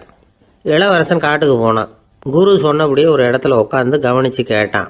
அதுக்கப்புறம் குரு கிட்ட திரும்பி வந்தான். என்னென்ன சத்தம்லாம் கேட்ட அப்படின்னு கேட்டார் குரு. குருவே, காட்டில் நான் பறவைகள் சத்தம்லாம் கேட்டேன், மிருகங்களின் ஓசையையும் கேட்டேன், இதை தவிர இடி, மின்னல், மழை இதுகளோட சத்தத்தையும் கேட்டேன் அப்படின்னா. குரு யோசனை பண்ணார், நீ இன்னமும் சரியாக கேட்கல, அதனால் மறுபடியும் காட்டுக்கு போ, கொஞ்ச நாள் தங்கியிருந்து கேட்டுட்டு வா அப்படின்னார். இளவரசனுக்கு ஒன்றும் புரியல. இருந்தாலும் குருவின் கட்டளையாச்சே, மறுக்க முடியுமா? உடனே அவன் மறுபடியும் காட்டுக்கு போனான். ஒரு இடத்துல உட்காந்தான். கொஞ்ச நேரம் உன்னிப்பாக கவனித்து கேட்டான்.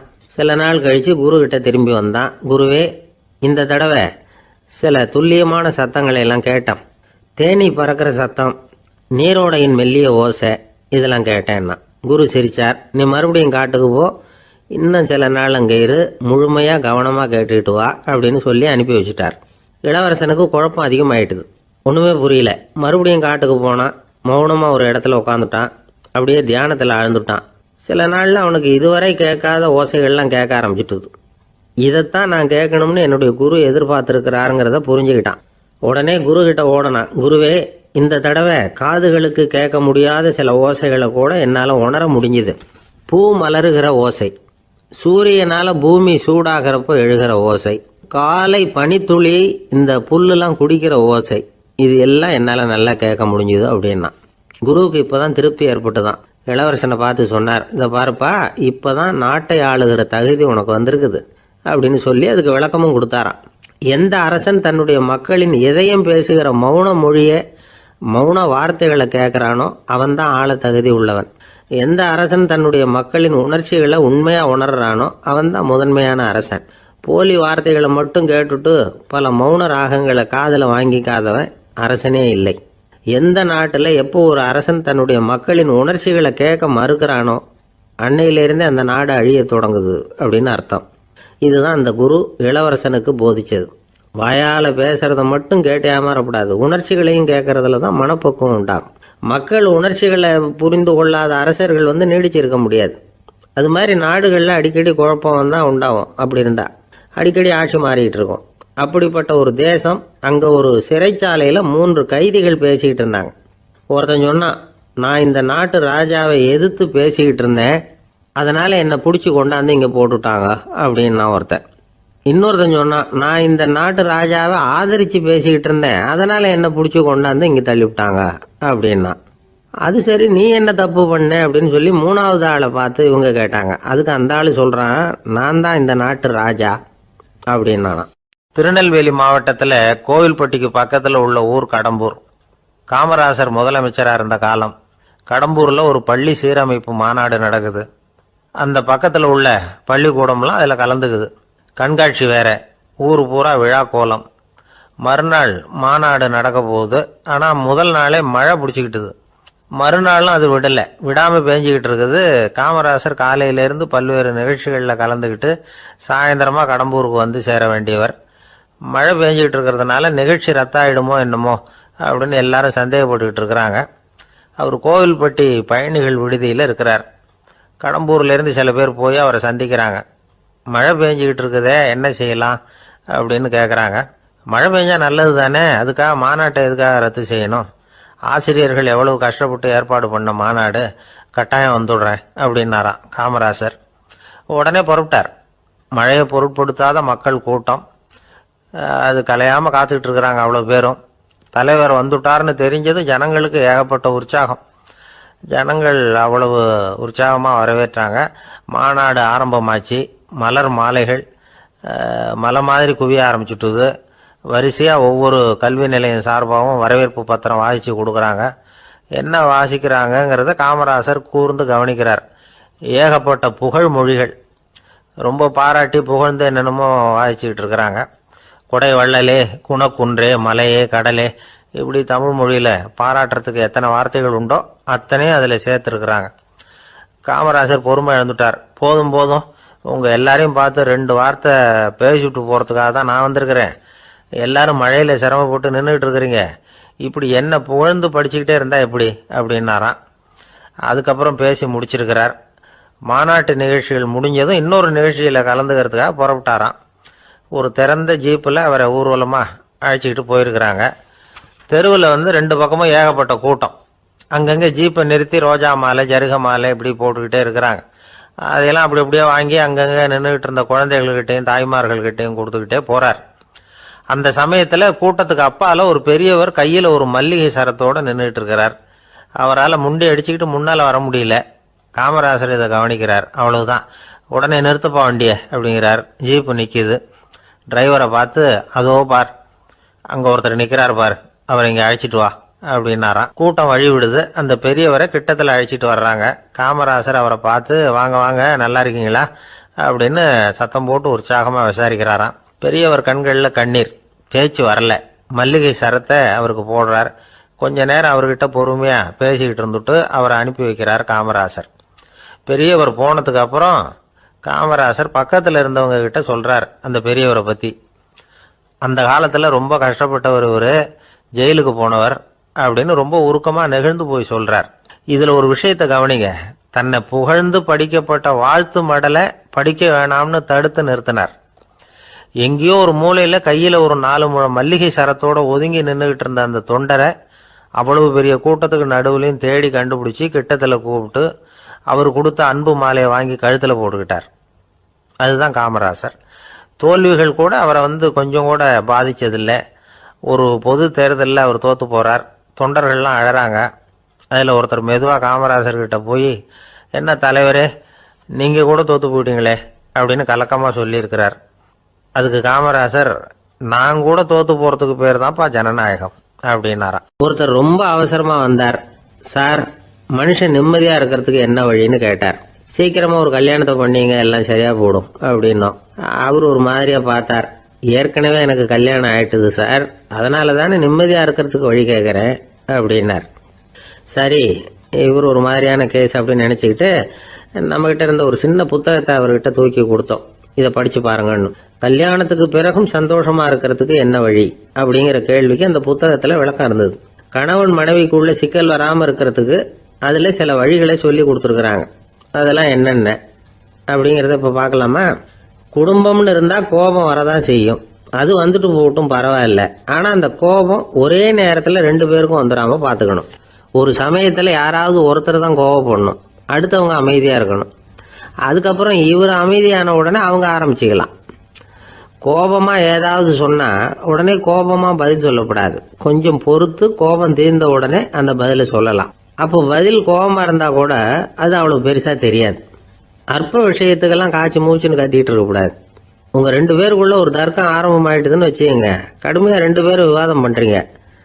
உங்களில் ஒருத்தர் இதில் ஜெயிக்கணும்னா அது நீங்களாக இருக்க வேணாம், அடுத்தவங்க ஜெயிக்கிறதுக்கு நீங்கள் துணையாக இருங்களேன். அப்படின்னா நீங்கள் கொஞ்சம் விட்டு கொடுக்கணும், அவ்வளவுதான். ஏதாவது குத்தம் சொல்லணுமா, செஞ்ச தப்பை சுட்டி காட்டணுமா, விமர்சனம் பண்ணணுமா, பண்ணுங்க, வேணான்னு சொல்லலை. ஆனால் சொன்னதை அப்படி சொல்கிறத கொஞ்சம் அன்பாக இதமாக சொல்லுங்க. எப்போ நடந்த தவறுகளை எல்லாம் இப்போ போய் மறுபடியும் ஞாபகப்படுத்திட்டு இருக்க வேண்டாம். நான் அப்போவே சொன்னேன் இந்த புடவை வேணாம்னு, நீங்கள் தான் கேட்கல, இப்போ பாருங்கள் கிழிஞ்சு போச்சு இப்படின்னு கத்துனாங்க ஒரு அம்மா. எப்போ சொன்னீங்கன்னு கேட்டால் ஒரு 10 வருஷத்துக்கு முன்னாடி தீபாவளி சமயத்தில் அப்படிங்கிறாங்க. அது என்ன இன்னும் அப்படியே புதுசாகவே இருக்கும்? உங்களுக்கு அவர் தான் பெருசு, அவருக்கு நீங்கள் தான் பெருசு. அதை விட இந்த உலகத்தில் வேற எதுவும் முக்கியம் இல்லைன்னு நினைக்கணும். நீ தான் என்னுடைய உலகம்னு எத்தனை தடவை சொல்லியிருப்பீங்க? அதெல்லாம் வெறும் வசனமாக போயிடக்கூடாது. ஏதாவது ஒரு பிரச்சனையை பற்றி கடுமையாக விவாதம் பண்ணிக்கிட்டு இருக்கீங்க, அதை அப்படியே பாதியில் விட்டுட்டு படுக்கைக்கு போயிடக்கூடாது. சொச்சத்தை நாளைக்கு பேசிக்கலாம்னு. அப்படி போனால் தூக்கம் வராது. பிரச்சனையை ஒரு முடிவு பண்ணிக்கிட்டு அதுக்கப்புறமா தூங்க போகணும். ஒரு நாளில் ஒரு தடவையாவது உங்கள் ஜோடியை பாராட்டி நல்ல விதமாக கனிவாக ஒரு வார்த்தை சொல்லணும் அப்படின்னு தீர்மானம் பண்ணீங்க. ஏதாவது தப்பு பண்ணிவிட்டீங்கன்னா பரவாயில்ல, அதை ஒத்துக்கிறதுக்கும் மன்னிப்பு கேட்கறதுக்கும் தயாராக இருக்கணும். அது ஒன்றும் கேவலம் கிடையாது. வீட்டுக்குள்ளே தானே கேட்க போகிறீங்க, வெளியில் யாருக்கு தெரிய போதும்? எப்படியோ உங்களுக்குள்ள ஒரு சமரசம் ஆனால் சரிதான். ஒரு தகராறுன்னு எடுத்துக்கிட்டா குறைஞ்சபட்சம் அதுக்கு 2 பேர் தேவை. தனியாகவே உட்காந்துக்கிட்டு நான் இப்போ தகராறு பண்ணிகிட்டு இருக்கிறேன் அப்படின்னு யாரும் சொல்ல முடியாது. 2 பேர் தகராறு பண்ணுறாங்கன்னா பொதுவாக அந்த 2 பேரில் யார் அதிகமாக பேசுகிறாங்களோ அவங்க பேரில் தான் தப்பு இருக்கும். அதை மனசில் வச்சுக்கணும். இதெல்லாம் தான் அந்த புத்தகத்தில் போட்டிருக்கிற வழிமுறைகள். இவ்வளவும் சரியா வரலன்னா அப்புறமா சொல்லுங்க, வேற புத்தகம் ஏதாவது இருக்கான்னு தேடுவோம். ஒரு கணவன் தன்னுடைய மனைவியை அழைச்சிட்டு ஒரு மனோதத்துவ டாக்டர் கிட்ட வந்தாரா. டாக்டர், எங்களுக்கு கல்யாணம் ஆகி 30 வருஷ காலமா நாங்க ஒரு விஷயத்துல கூட ஒத்து போனதில்லை அப்படின்னு ஆரம்பிச்சார். உடனே அந்த அம்மா குறுக்கிட்டு, அது 30 வருஷம் இல்ல 32 வருஷம் அப்படின்னாங்களாம். இந்த உலகமே ஒரு நாடக மேடை, நாம எல்லாரும் நடிகர்கள். இது ஞானிகள் சொல்றது. இது ஒரு பக்கம் இருக்கட்டும்.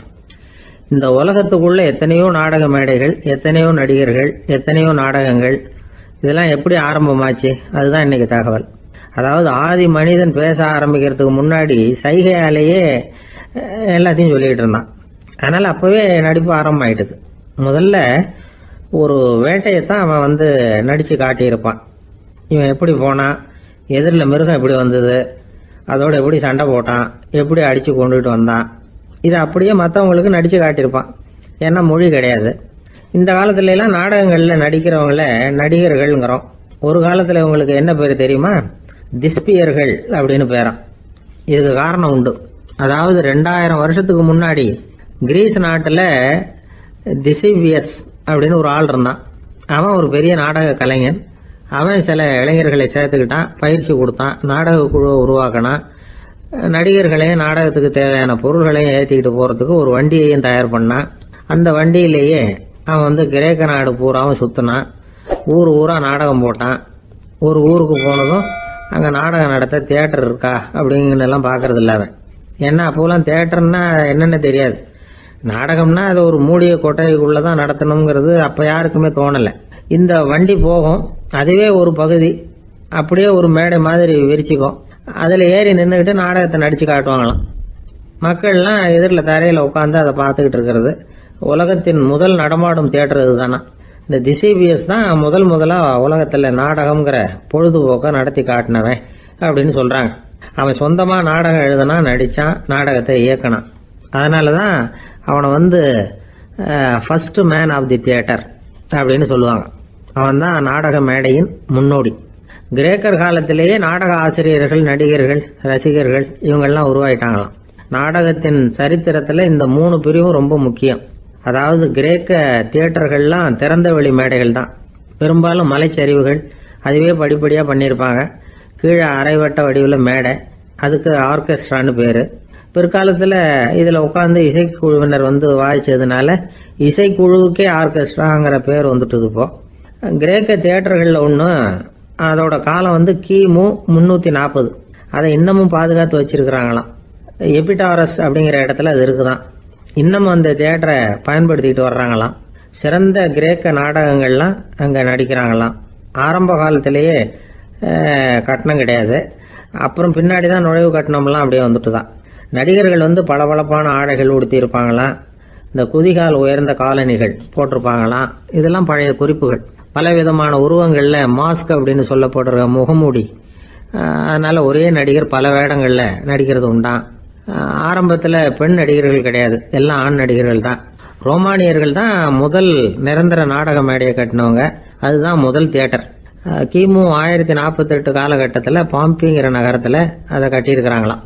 கிரேக்க ரோமானிய தியேட்டர்களின் அடிப்படையிலேயே இந்த இத்தாலிய வடிவ அமைப்பாளர்கள் இந்த குதிரை லாட வடிவில் ஒரு ஆடிட்டோரியத்தை உருவாக்கினாங்களாம். இப்படி அதை பற்றி நிறைய தகவல் இருக்குது. 1576 லண்டனில் இந்த வின்ஸ்பர்ரி, அப்புறம் இந்த பில்ட்ஸில், அப்புறம் ஜேம்ஸ் இப்படிங்கிறவர் முயற்சியால் தான் இங்கிலாந்தில் முதல் தியேட்டர் உருவாச்சான். அப்படி ஒருத்தர் இருந்தாராம். உலக நாடக மேடையின் வரலாறு இதுதான். அதாவது இப்பெல்லாம் அறிவியல் வளர்ச்சி அதிகமாயிட்டுது. திரைப்படம், தொலைக்காட்சி எல்லாம் வந்தாச்சு. ஒவ்வொரு வீடுமே ஒரு குட்டி தியேட்டர் மாதிரி ஆயிட்டுது. தொலைக்காட்சி முன்னாடி உட்காந்து எழுந்திருக்கவே மனசு வர்றதில்லை. ஒரு அம்மா ஒரு மனோதத்துவ டாக்டரை தேடிட்டு வந்தாங்களாம் இந்த காலத்தில். டாக்டர், எங்கள் வீட்டுக்காரர் எப்போ பார்த்தாலும் டிவி முன்னாடி உட்காந்துக்கிட்டு அதையே வெறிச்சு பார்த்துக்கிட்டு இருக்கிறார், உத்து பார்த்துக்கிட்டு இருக்கார், எனக்கு சந்தேகமாக இருக்குன்னாங்களாம். இது மனக்கோளாறு இல்லைங்க, ஆர்வ கோளாறு, அவ்வளவுதான். இதுக்காக பயப்படாதீங்கன்னாராம் டாக்டர். அப்படி இல்லை டாக்டர், டிவி ஓடும் பொழுது நாம எல்லாம் அதை பார்க்குறோம் சரி, ஆனால் அவர் அப்படி இல்லை, டிவியை நிறுத்தினதுக்கு அப்புறமும் அதையே உத்து பார்த்துட்டு உட்காந்துருக்கிறார், அதனால தான் சந்தேகப்பட்டு உங்ககிட்ட வந்தேன் அப்படின்னாங்களாம். ஒரு அரசனும் அமைச்சரும் ஒரு நாள் ரொம்ப சாவகாசமாக பேசிக்கிட்டு இருந்தாங்களாம். அரசன் அமைச்சரை பார்த்து ஒரு கேள்வி கேட்டிருக்கார். ஏங்க அமைச்சரே, ஆசை இல்லாத ஒரு மனுஷனால இருக்க முடியுமா அப்படின்னு. ஏன் முடியாது, துறவி அப்படிங்கிறவங்கெல்லாம் அப்படிப்பட்டவங்க தானே அப்படின்னாராம் அமைச்சர். அவங்கெல்லாம் உண்மையிலேயே ஆசையை விட்டவங்க தானே அப்படின்னு கேட்டாரா ராஜா. அப்படிதான் இருக்கணும் அப்படின்னாராம் அமைச்சர். அப்படின்னா ஆசையே இல்லாத ஒரு உண்மையான துறவியை நான் பார்க்கணுமேன்னார்.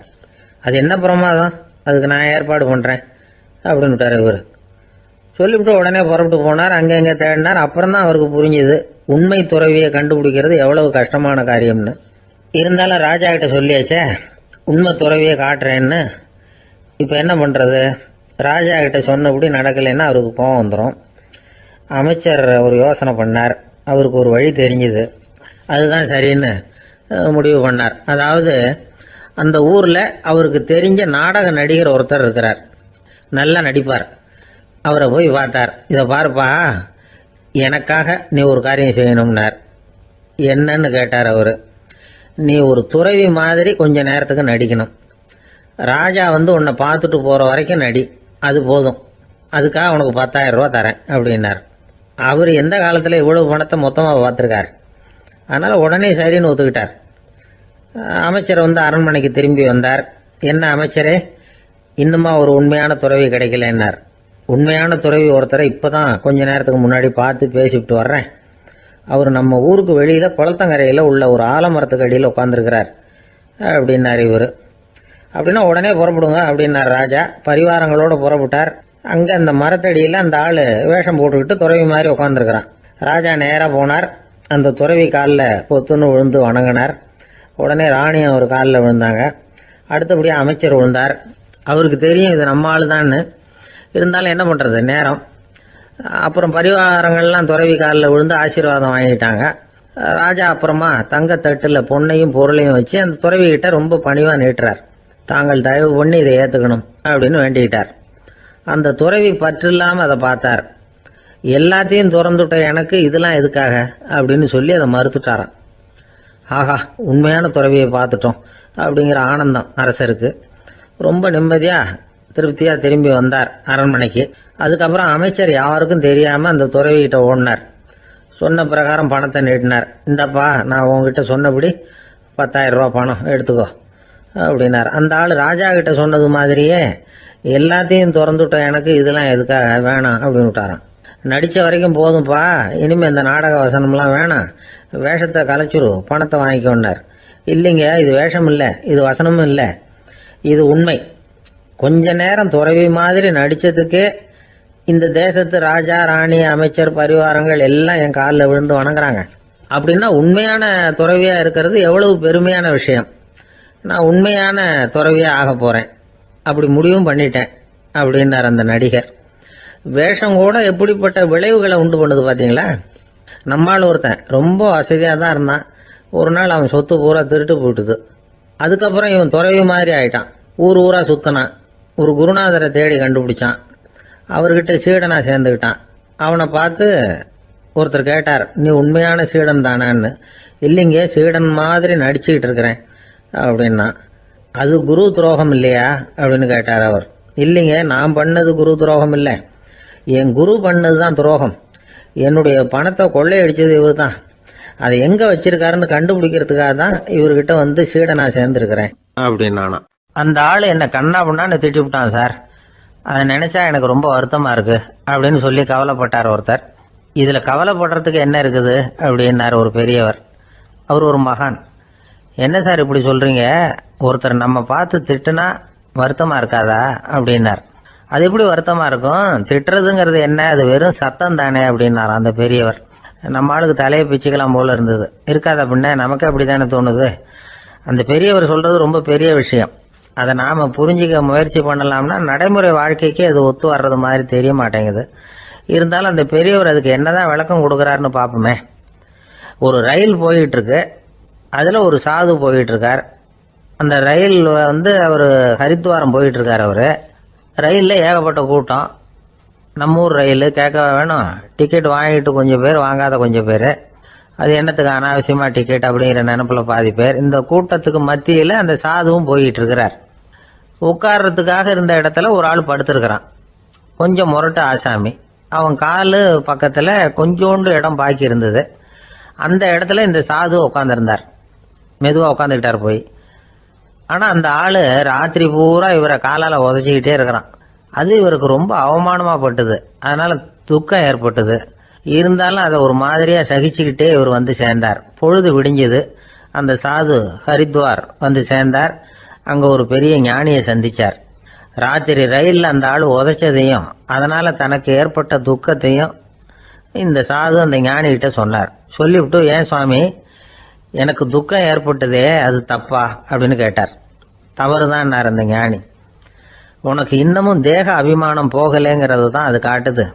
அஷ்டாவக்கிரர் என்ன சொல்றார் தெரியுமா, உண்மையான ஞானி யாராவது தன்னை வந்தனை செய்தால் அதற்காக சந்தோஷப்பட மாட்டார், யாராவது நிந்தனை செய்தால் அதற்காக வருத்தப்பட மாட்டார் அப்படின்னு சொல்றார். நிந்தனைங்கிறது ஒரு ஒலி தான். தேகாபிமானம் இருக்கிற வரைக்கும் இந்த ஒலி நம்மளை வந்து வேதனைப்படுத்தும். நான் தேகம் இல்லை, ஆத்மா அப்படிங்கிற நினைவு இருந்தா இந்த ஒலி நம்மளை பாதிக்காது. மனு என்ன சொல்றார் தெரியுமா, ஒரு சாதகன் பாராட்டுதலை விஷம்னு நினைச்சு பயப்படணும், அவமானத்தை அமிர்தம்னு நினைச்சு சந்தோஷப்படணுங்கிறார். அவமானப்பட்டா கவலைப்படாம எப்படி இருக்க முடியும் அப்படின்னு தான் நமக்கு தோணும். அதனாலதான் நம்மள யாரும் இதுக்கு உதாரணமா யாரையும் காட்ட முடியல. புத்தரையும் கபீரையும் உதாரணமா காட்டுறாங்க. அவங்களுக்கெல்லாம் அவமானம் ஏற்பட்டப்போ கவலையே படலையாம். புத்தரை வந்து அவமானப்படுத்தணுங்கிறதுக்காக கௌசாம்பி ராணி ஒரு இளம் பெண்ணை கொலை பண்ணி சடலத்தை புத்தர் குடிசைக்கு முன்னாடி போட சொன்னார். போட்டாங்க. புத்தர் தான் அந்த பொண்ணை கெடுத்து கொலை பண்ணி விட்டாருன்னு எல்லாரும் நினைச்சாங்க. ஆனா புத்தர் இதை பத்தி கவலையே படல. அப்புறமா உண்மை தெரிஞ்சதும் புத்தர் புகழ் இன்னும் அதிகமாயிட்டுது. ஒரு பெரிய சபையில ஒரு மோசமான பொண்ணு நுழைஞ்சு தனக்கும் கபீருக்கும் சம்பந்தம் உண்டுன்னு சொன்னா கபீர் கவலைப்படல. அவங்க மாதிரியெல்லாம் நாமளும் இருக்க கத்துக்கணும். நிந்தனை, அபகீர்த்தி, அவமானம் எல்லாம் ஆண்டவன் கொடுக்கிற பிரசாதம்னு நினைக்கணும் அப்படின்னு சொல்றார் அந்த ஞானி. இதை கேட்ட இந்த காலத்து ஆசாமி ஒருத்தர், நான் கூட அப்படிதான் சார், யாராவது அவமானப்படுத்தினா கவலைப்பட மாட்டேன், நேற்று கூட ஒருத்தர் என்ன பலார்னு அரைஞ்சுட்டார். நான் கொஞ்சம் கூட கவலைப்படலை, பேசாமல் வந்துட்டேன்னார். ஏன் அப்படி வந்துட்டீங்க அப்படின்னு. அவர் அரைஞ்சதுலேயும் ஒரு அர்த்தம் இருந்தது, அதனால தான் அப்படி வந்துட்டேன்னார். ஏன் அரைஞ்சாருன்னு கேட்டேன். 10 வருஷத்துக்கு முன்னாடி 15 ரூபா அவர்கிட்ட கடன் வாங்கினேன். அதை கேட்டு கேட்டு பார்த்துட்டு கடைசியாக தான் அரைஞ்சார் அப்படின்னார். ஆண்டவனுடைய பிரசாதம் இவருக்கு அடிக்கடி கிடைக்கும் போல இருக்கு. அம்மாக்காரங்களுக்கு அடிக்கடி ஏற்படுற கவலை ஒன்று உண்டு. அதாவது குழந்தை சரியா சாப்பிட மாட்டேங்குதே அப்படிங்கிற கவலை. இவங்கெல்லாம் ஒரு விஷயத்த நல்லா புரிஞ்சுக்கணும். குழந்தைகள்ங்கிறவங்க பெரியவங்க மாதிரி இல்லை. அவங்க கடிகாரத்தில் மணியை பார்த்துட்டு சாப்பிட்றதுக்கு உட்கார்ற ரகம் கிடையாது. பசிச்சா சாப்பிடுவாங்க, இல்லைன்னா விளையாடுவாங்க அல்லது தூங்குவாங்க. அது புரியாம அவங்கள கட்டாயப்படுத்தி அல்லது மிரட்டி சாப்பிட வைக்கிறது ரொம்ப தப்பு. ஒரு 8 மாச குழந்தைக்கு 3 மணி நேரத்துக்கு ஒரு தடவை பசிக்கும். அந்த நேரம் பார்த்து சாப்பாடு கொடுத்தா அடம் பண்ணாம அது பாட்டுக்கு சாப்பிட்றோம். அதே குழந்தைக்கு 1 வயசு ஆகிறப்போ 4 மணி நேரத்துக்கு ஒரு தடவை பசிக்கும். இந்த வயசுல இயற்கையாவே பசி குறைஞ்சிருக்கும். அது புரியாம என் குழந்தை முன்னாடி மாதிரி இப்ப சரியா சாப்பிட மாட்டேங்கிறான் அப்படின்னு சில பேர் டாக்டர் கிட்ட போய் சொல்லிக்கிட்டு இருப்பாங்க. இன்னொரு விஷயம், ஒரு குழந்தைக்கு வயசு அதிகமாகிற வேகத்துக்கு உடம்பு எடையும் அதிகமாகிக்கிட்டே போவாது. உடம்பு எடை அதிகமாகிற வேகம் குறைஞ்சிக்கிட்டே வரும். 6 மாச குழந்தைக்கு ஒரு வாரத்துல 150 கிராம் எடை கூடும். ஒரு வயசுல வாரத்துக்கு 71 கிராம் எடை கூடும். இது புரியாம அதிகமா சாப்பாட்டை கொடுத்து குழந்தைய கஷ்டப்படுத்தக்கூடாது. ஏன்னா அளவுக்கு மீறின உணவு அஜீரணத்தை உண்டு பண்ணிவிடும். குழந்தைக்கு ஒரு தட்டில் கொஞ்சமா ஆகாரத்தை வச்சு கொண்டுட்டு போய் கொடுக்கணும். மலை மாதிரி குவிச்சு வச்சா அதை பார்த்ததுமே பசி அடங்கி போயிடும். அடிச்சு மிரட்டி பயமுறுத்தி குழந்தைய சாப்பிட வைக்கிற பழக்கம் இருக்கு பாருங்க, அதுக்கு ஃபுட் ஃபோர்சிங் அப்படின்னு பேரு. இப்படி பண்ணுனா குழந்தைக்கு சாப்பாட்டுல விருப்பம் குறைஞ்சிரும், அதை கண்டாவே வெறுக்க ஆரம்பிச்சிரும். அது மாதிரி உளம் சார்ந்த பசி குறைவு, சைக்கோஜெனிக் அனோரெக்சியா, அது ஏற்படுமா. சாப்பாடுங்கிறதே ஒரு தண்டனை மாதிரி தோணும்.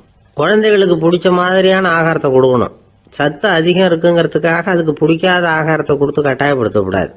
குழந்தைகளுக்கு 2 வயசு ஆகிறப்போ இயற்கையாகவே எதிர்மறை குணம் உண்டாகும்.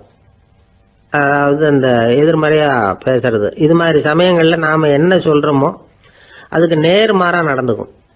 ஏட்டிக்கு போட்டி. சாப்பிட சொன்னா விளையாட போவோம், விளையாட சொன்னா சாப்பாடு கேட்கும். இதை புரிஞ்சுக்கிட்டு நடந்துக்கணும். குழந்தை சொன்ன பேச்சை கேட்கலேன்னு கோவப்படக்கூடாது. குழந்தை வளர வளர பிடிவாத குணம் வர்றது சகஜம். கேட்டதை வாங்கி கொடுத்தாதான் சாப்பிடுவேன் அப்படின்னு பிடிவாதம் பண்ணும்.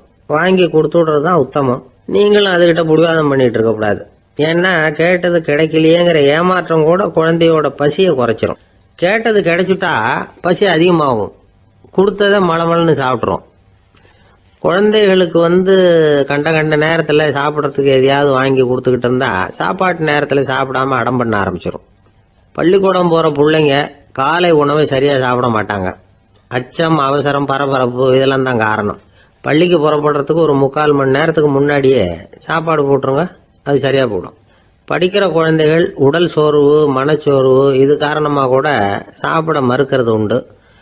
இப்போ உதாரணமாக சாயந்தரம் விளையாடி விட்டு வீட்டுக்கு வந்ததும் சாப்பிட சொன்னா வேணாம்பாங்க. இது உடல் சோர்வு.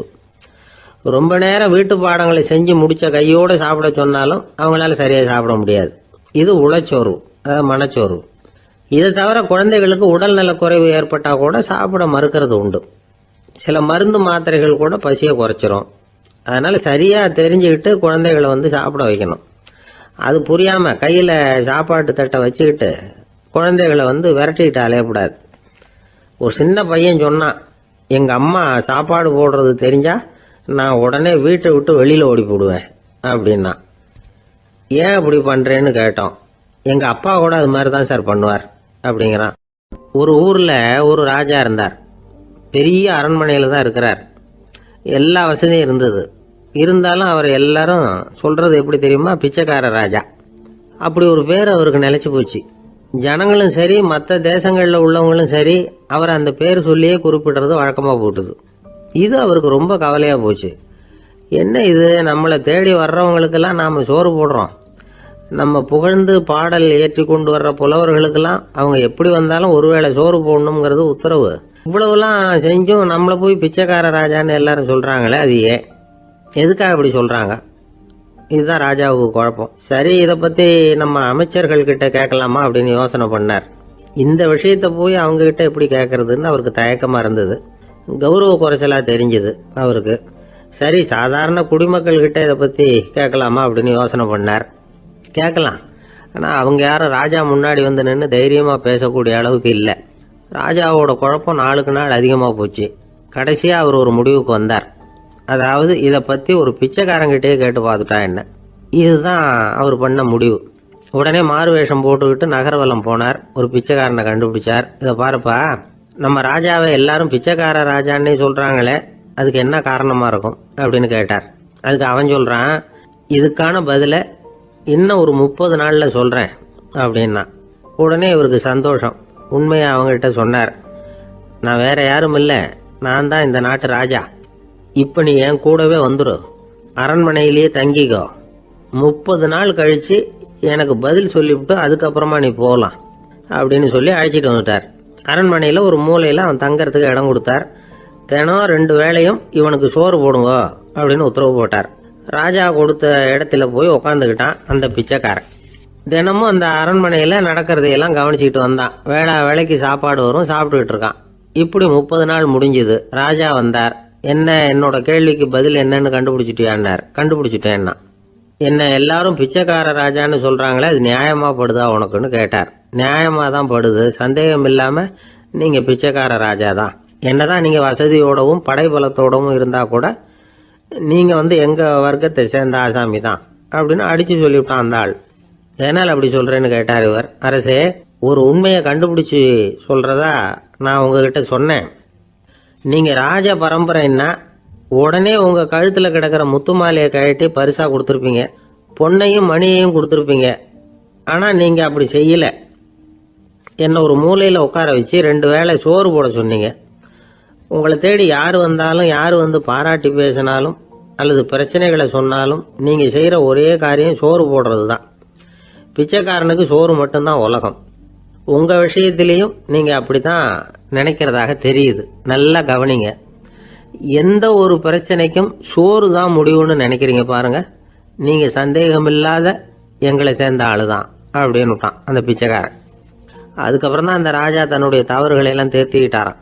பசின்னு வர்றவங்களுக்கு சோறு தான் போடணும், அது தப்பு இல்லை. பாராட்ட வர்றவங்களுக்கெல்லாம் சோத்தையே போட்டு அனுப்புனா இப்படிதான் பேர் வரும். எனக்கு தெரிஞ்ச ஒருத்தர் தினமும் யாராவது ஒருத்தரை தன் வீட்டுக்கு அழைச்சிட்டு போவார், சாப்பாடு போட்டு அனுப்புவார். முன்னறிவிப்பு இல்லாம திடீர்னு ஒரு விருந்தாளியோட வீட்டுல போய் இவர் நிக்கிறது வழக்கம்.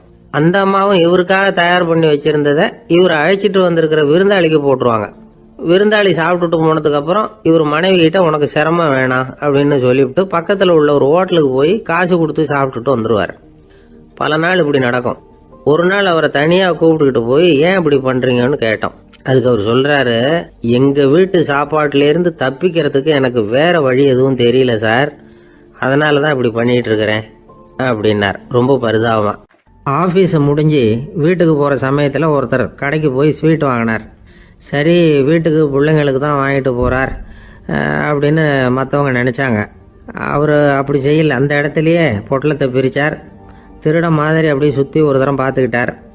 யாரும் தெரிஞ்சவங்க இல்லைங்கிறத முடிவு பண்ணிட்டு அவசரமாக அதை அப்படியே போட்டு முழுங்கிவிட்டு கையை தொடச்சிக்கிட்டு நல்ல பிள்ளை மாதிரி நடந்து போக ஆரம்பிச்சிட்டார். அவர் யாருன்னா, அவரோட பிரச்சனை எல்லாருக்கும் தெரியாது, சில பேருக்கு தான் தெரியும். அதாவது அவர் உடம்புல சர்க்கரை இருக்குன்னு டாக்டர் சொல்லிவிட்டாராம். அதனால் வீட்டில் சர்க்கரையே இவர் கண்ணில் காட்டுறதில்ல.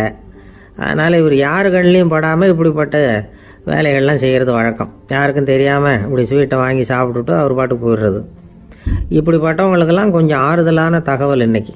அது என்னென்னா, நாம் சாப்பிட்ற சர்க்கரைக்கும் நம்ம உடம்புல உள்ள சில கோளாறுகளுக்கும் அப்படி என்ன தான் சம்மந்தம் இருக்குது. இதை பற்றி சமீபத்தில் சில ஆராய்ச்சிகள்லாம் நடந்திருக்குது. ஏன்னா சர்க்கரைன்னாவே விஷம் மாதிரி அதை பார்க்குறவங்களும் சில பேர் உண்டு.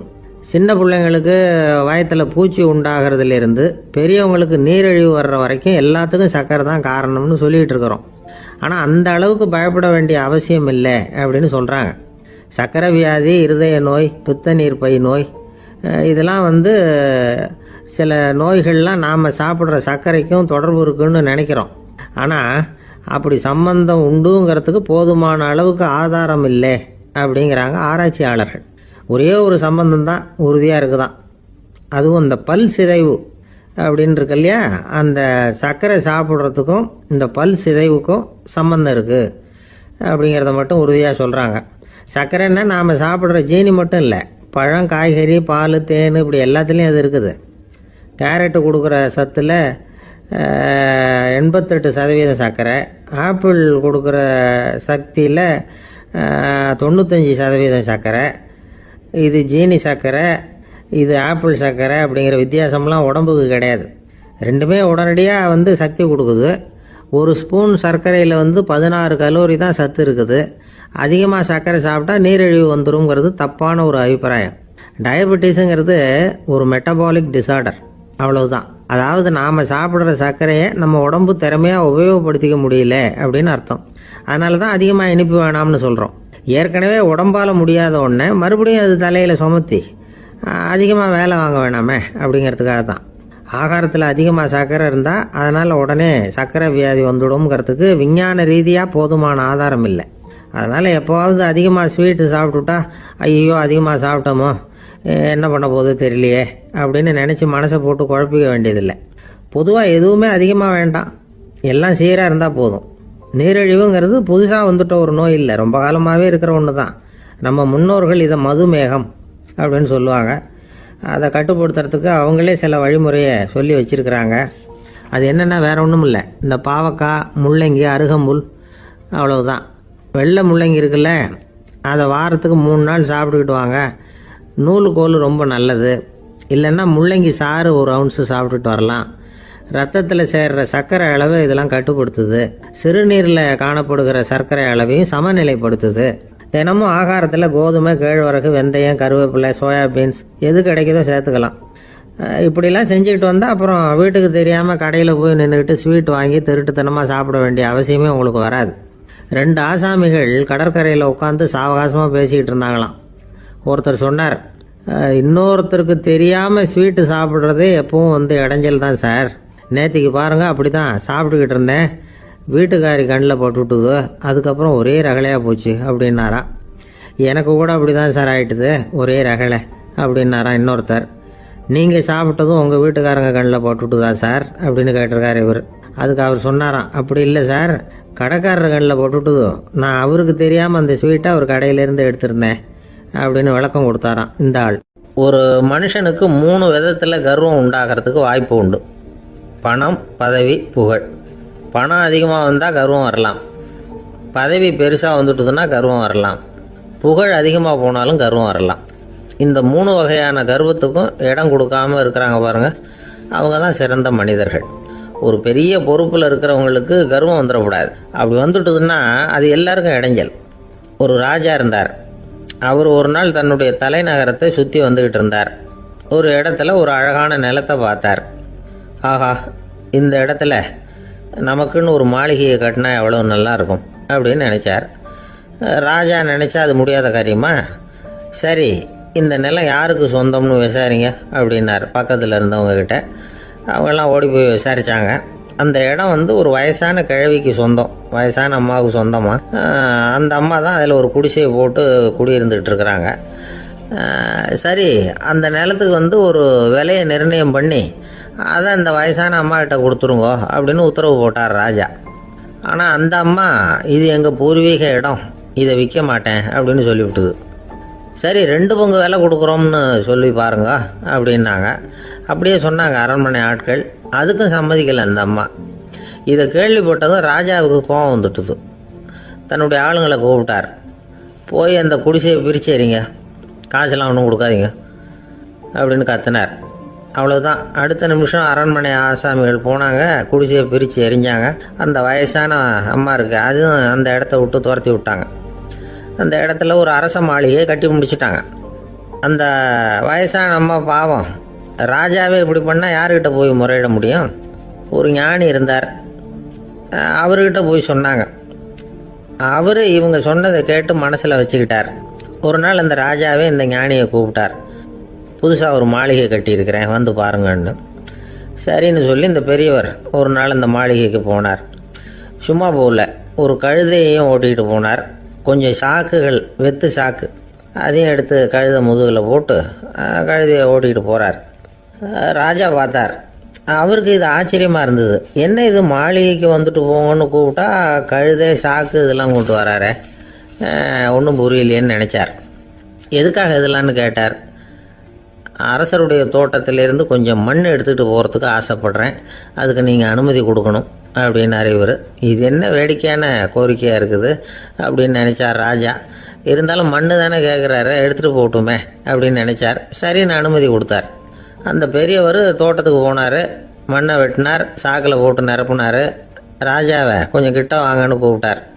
இந்த மண் மூட்டையை தூக்கி கழுதையோட முதுகில் வைக்கணும், கொஞ்சம் உதவி பண்ணுங்கன்னார். ஓ பண்ணுறேனே அப்படின்னு சொல்லி ராஜா கிட்ட போனார். மூட்டையை தூக்கி பார்க்குறாரு, முடியல, திணறி போயிட்டார். இப்போ அந்த ஞானி பேசினாராம்.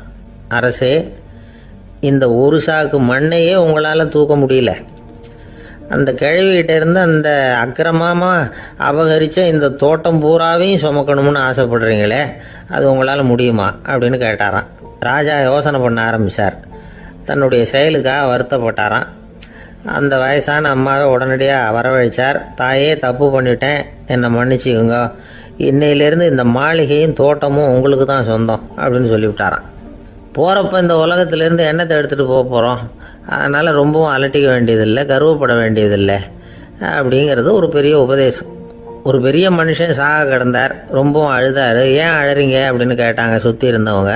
நான் சாகிறதுக்காக கவலைப்படலை, நான் நம்ம ஜனங்களுக்காக எவ்வளவோ காரியம்லாம் செஞ்சுக்கிட்டு வந்தேன்.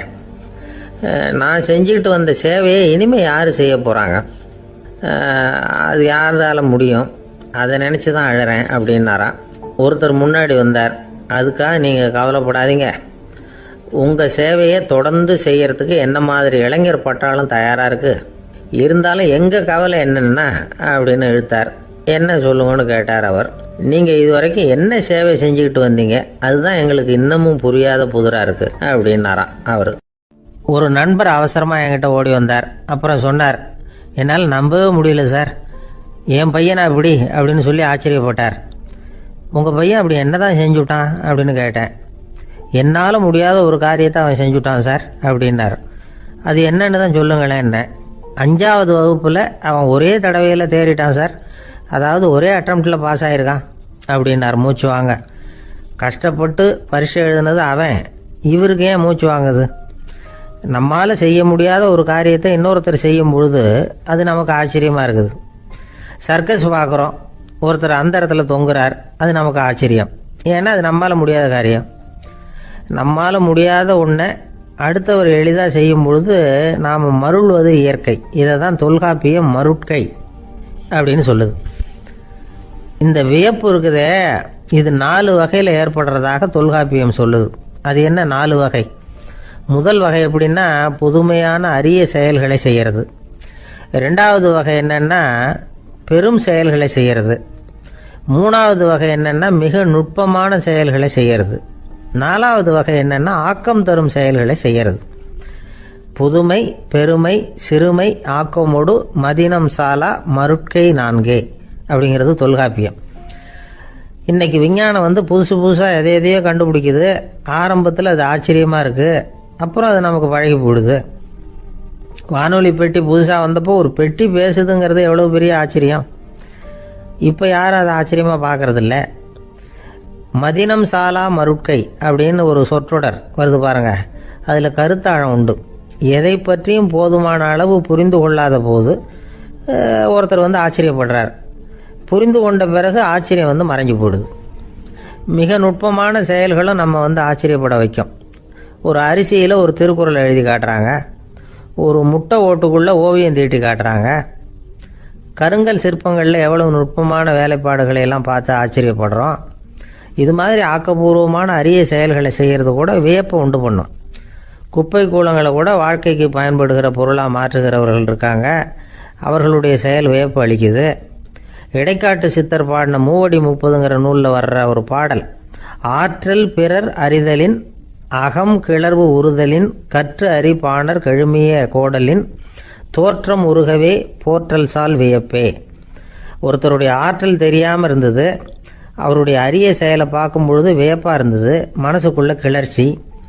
பாவலர்கள் இவர்களுடைய புகழை பாடி மற்றவர்களும் தெரிந்து கொள்ளுமாறு செய்கிறார்கள் அப்படிங்கிறது தான் ஒரு யதார்த்தமான உண்மை.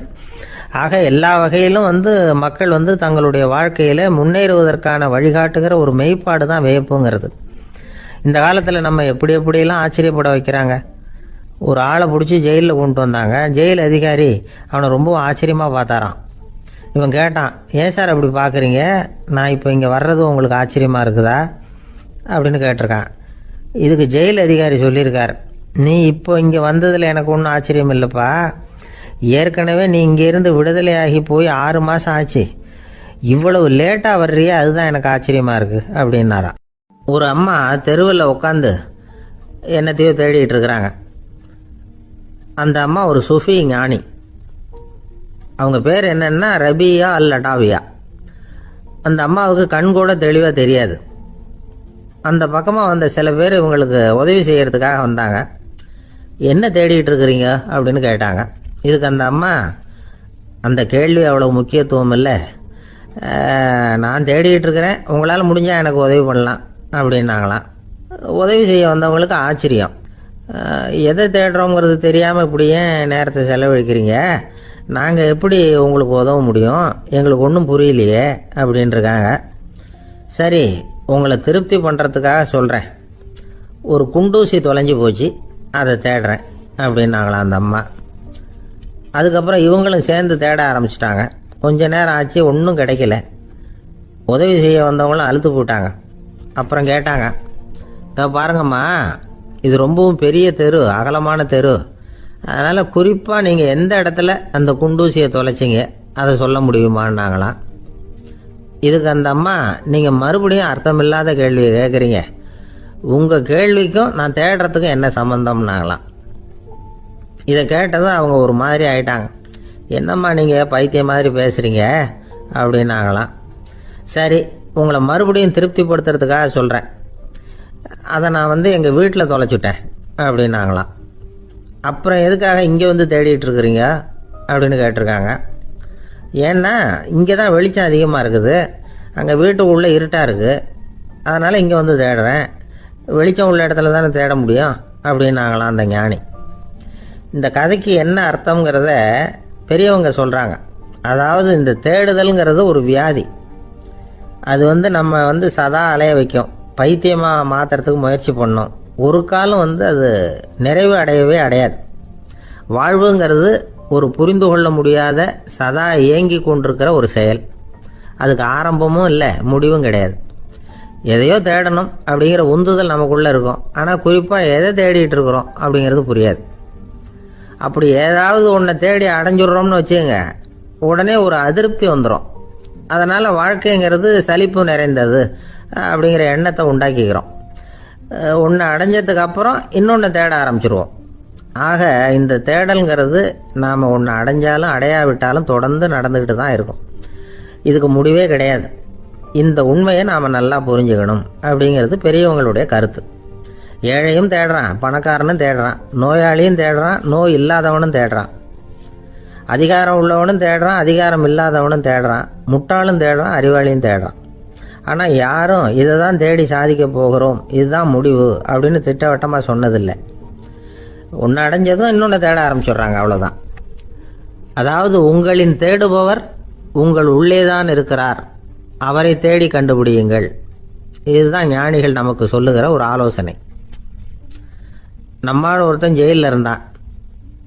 இன்னொரு கைதி அவனை பார்த்து கேட்டான், ஏன்பா உன்னை பார்க்குறதுக்கு வெளியிலேருந்து யாருமே இங்கே வர்றது இல்லையே, உனக்கு சொந்தக்காரங்களே கிடையாதா அப்படின்னு கேட்டானா. ஏன் இல்லை, எனக்கு சொந்தக்காரங்க நிறைய பேர் உண்டு, அவங்க என்னை பார்க்க வராததுக்கு காரணம் வேற அப்படின்ட்டுருக்கான் இவன். என்ன காரணம்னு கேட்டான் அவன். அதுக்கு இவன் சொன்னானா, அதுக்கு என்ன காரணம்னா அவங்க எல்லாரும் இங்கே உள்ளே இருக்கிறாங்க அப்படின்னானா. ஒரு ஆசாமி வேகமாக ஓடிக்கிட்டு இருந்தான். ஏன் இப்படி ஓடுறேன்னு கேட்டார் இன்னொருத்தர். அங்கே ஒரு ஆள் அடிபட்டு கிடக்கிறான், அதை பார்த்தேன், உடனே ஓடுறேன்னா. எங்கேன்னு கேட்டார். ஆஸ்பத்திரிக்குன்னா. ஒரு ஆள் அடிபட்டு கிடக்கிறத பார்த்தா உடனடியாக நாம் செய்ய வேண்டியது முதல் உதவி, அதுக்கப்புறம் தான் ஆஸ்பத்திரி. இன்னைக்கு விபத்துங்கிறது சர்வசாதாரணமாக நடந்துக்கிட்டு இருக்குது. வாகன விபத்து, வெடிகுண்டு விபத்து, தீ விபத்து, கட்டடம் சரியறது, பூகம்பம், இப்படி நிறைய நடக்குது. ஒரு விபத்தை பார்த்துட்டா நம்மளில் பல பேர் நமக்கு என்னத்துக்கு வம்புன்னு ஒதுங்கி போயிடுறதும் உண்டு. சில பேர் துணிஞ்சு கிட்ட போய் உதவி செய்கிறதும் உண்டு. அப்படி உதவி செய்ய நினைக்கிறவங்களுக்கு உபயோகப்படுற தகவல் இது. விபத்தில் காயமடைஞ்சவங்கள 3 பிரிவாக பிரிக்கலாமா. முதல் வகை கொஞ்சம் சீரியஸானது, உயிருக்கு உடனே ஆபத்து தரக்கூடியது. மூளை காயம், முகம், கழுத்து காயங்கள், இருதயம், நுரையீரல் காயங்கள், வயத்தில் உள்ளுறுப்பு காயங்கள், அதிகப்படியான இரத்தப்போக்கு, இதனால எல்லாம் பாதிக்கப்பட்டிருந்தால் அது முதல் வகை அப்படின்னு நாமளே மனசுக்குள்ளே முடிவு பண்ணிக்கணும். இவங்களுக்கெல்லாம் உடனடியாக முதல் உதவி கொடுக்கணும். தாமதப்படுத்தாமல் ஆஸ்பத்திரிக்கு கொண்டுகிட்டு போயிடணும். இப்படி கொஞ்சம் எச்சரிக்கையாக நடந்துக்கிட்டால் அவங்களில் பல பேரை காப்பாற்றி போடலாம். 2வது வகை எப்படின்னா, முதல் உதவி விரைவாக கிடைச்சா உயிர் பிழைக்கக்கூடிய மார்பு காயங்கள், கைகால் எலும்பு முறிவு, இடுப்பு முதுகெலும்பு காயம், சீரான இரத்த சேதம், இப்படிப்பட்டவங்களை 2வது வகையாக பிரிக்கணும். ஆபத்து இல்லாத சிராய்ப்புகள், சிறு காயங்கள், இரத்த உறைவுகள், இதனால் பாதிக்கப்படுறவங்க 3வது வகை. ஒருத்தர் தலையில் அடிபட்டு நினைவு விழுந்துட்டாருன்னு வச்சுங்க, அவருக்கு வாந்தி வர்றதுனால புறையேறி மூச்சு அடைப்பு உண்டாகும். இப்படி ஆகாமல் இருக்கிறதுக்காக தலையை ஒரு பக்கமாக சாய்ச்சி வைக்கலாம். நாடி துடிப்பையும் இதய துடிப்பையும் தொட்டு பார்க்கணும். அது குறைஞ்சிருந்தாலும் சரி, நின்று இருந்தாலும் சரி, அவர் மார்பை நிமிஷத்துக்கு 80 தடவை உள்ளங்கையால் அழுத்தி இதய துடிப்பை மீட்கிறதுக்கு உதவி பண்ணணும். கழுத்தில் காயம்பட்டாலும் ஆபத்து அதிகம். கழுத்துக்கு அடியில் ஒரு துண்டை மடித்து வைக்கலாம். 2 பக்கமும் சின்ன தலையணை அல்லது துணி மடிப்புகளை வச்சு கழுத்தை அதிகமாக அசையாமல் பார்த்துக்கலாம். முதுகெலும்பு முறிஞ்சிருக்குமோ அப்படிங்கிற சந்தேகம் இருந்ததுன்னா அவரை அதிகமாக அசைய விடக்கூடாது. அதிகமாக அசைஞ்சால் தண்டு இடத்துல பாதிப்பு ஏற்பட்டு கை கால் விளங்காமல் போயிடும். அவரை ஒரு கனமான போர்வை இல்லைன்னா பாயில் படுக்க வச்சு 4 பேர் மெதுவாக தூக்கி மருத்துவ உதவிக்கு அனுப்பி வைக்கலாம். கையெலும்பு முறிஞ்சிருந்தா முறிஞ்ச பாகத்தை உடம்போடு சேர்த்து அசையாமல் கட்டி போடலாம். கால் எலும்பு முறிஞ்சிருந்தால் மற்ற காலோடு சேர்த்து கட்டி போடலாம். முறிஞ்ச பாகம் தொங்காமல் பார்த்துக்கணும். அப்போ தான் வீக்கம் உண்டாகாமல் இருக்கும். வெட்டு காயம், குண்டடிப்பட்ட காயம், இதில் எல்லாம் ரத்தப்போக்கு அதிகமாக இருக்கும். ரத்தம் வெளியேற ஆபத்து அதிகம். சுத்தமான துணியை பல மடிப்புகளை மடித்து காயத்தின் மேலே வச்சு அழுத்தமாக ஒரு 10 நிமிஷம் பிடிச்சிக்கணும். ரத்தம் நின்ன உடனே காயத்துக்கு கட்டு போடலாம். சில சமயம் காயம்பட்ட பாகத்தை உயரமாக தூக்கி பிடிச்சிக்கிட்டா தான் ரத்த கசிவு நிற்கும். இந்த விவரங்களையெல்லாம் கொஞ்சம் மனசில் வாங்கி வச்சுக்கிட்டோம்னா சமயத்தில் உதவும். ஏன்னா இந்த காலத்தில் விபத்து எந்த ரூபத்தில் எப்போ வரும்னு யூகிக்கவே முடியல. நண்பர் ஒருத்தர் சொன்னார், நேற்றுக்கு பாருங்கள் சார், என் கண்ணு முன்னாடியே ஒரு சின்ன விபத்து நடந்ததுன்னார். என்னன்னு விசாரித்தோம்.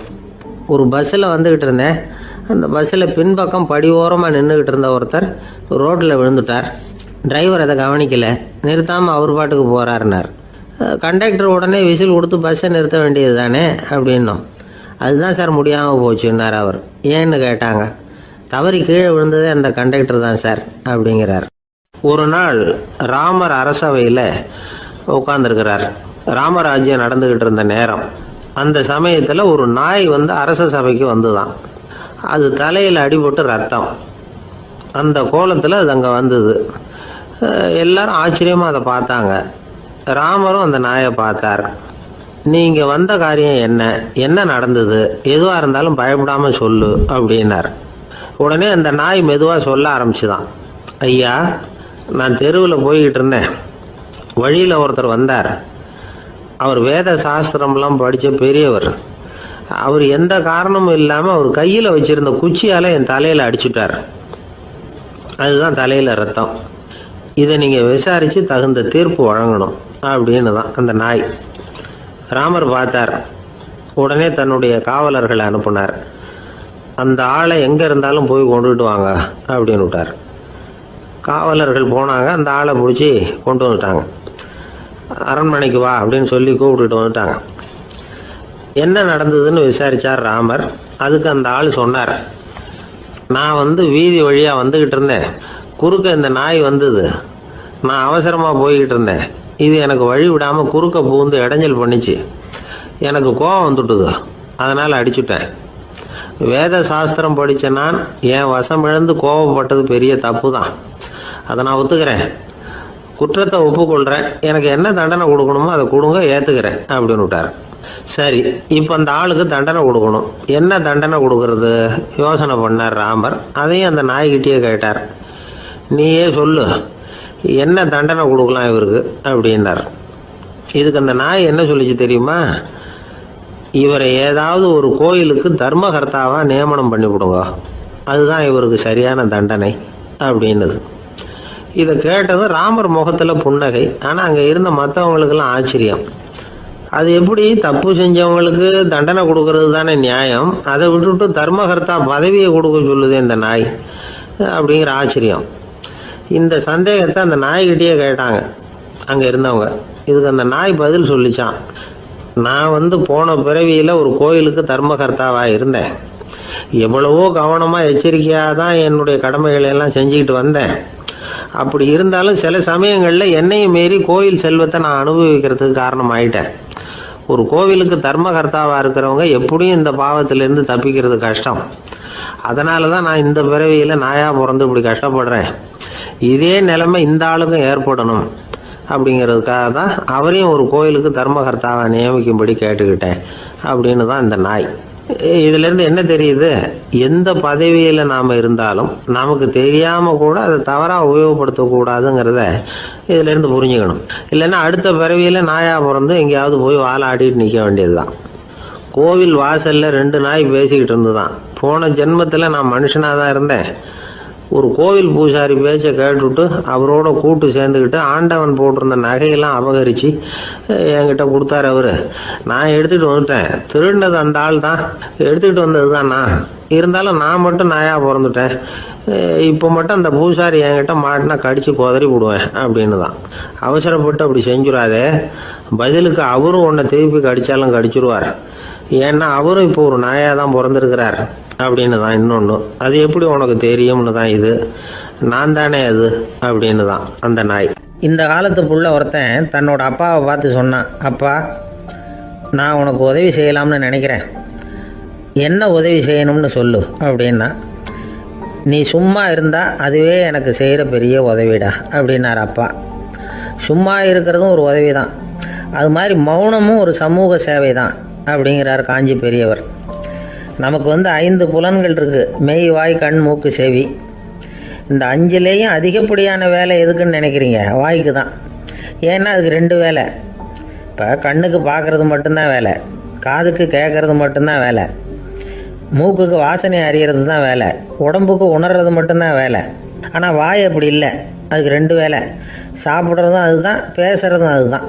அதாவது வாய் ஒன்று தான் கர்மேந்திரியமாகவும் இருக்குது, ஞானேந்திரியமாகவும் இருக்குது அப்படின்னு சொல்லுவாங்க. சாப்பாட்டில் உட்காந்தா எந்தெந்த ஆகாரம் என்னென்ன ருசின்னு அறிவிக்கிற வேலையும் செய்யுது. சபையில் உட்காந்தா பாடுறது, பேசுறது, சிரிக்கிறது, இது மாதிரியான வேலையும் செய்யுது. இன்னொரு வித்தியாசம், கண்ணு, காது, மூக்கெல்லாம் ஸ்ட்ரெயின் பண்ணிட்டு வேலை செய்கிறதில்ல. ஒரு ரோஜா பூவை பார்த்தா உடனே மூக்கு அப்படியும் இப்படியும் அசைய ஆரம்பிக்கிறது இல்லை.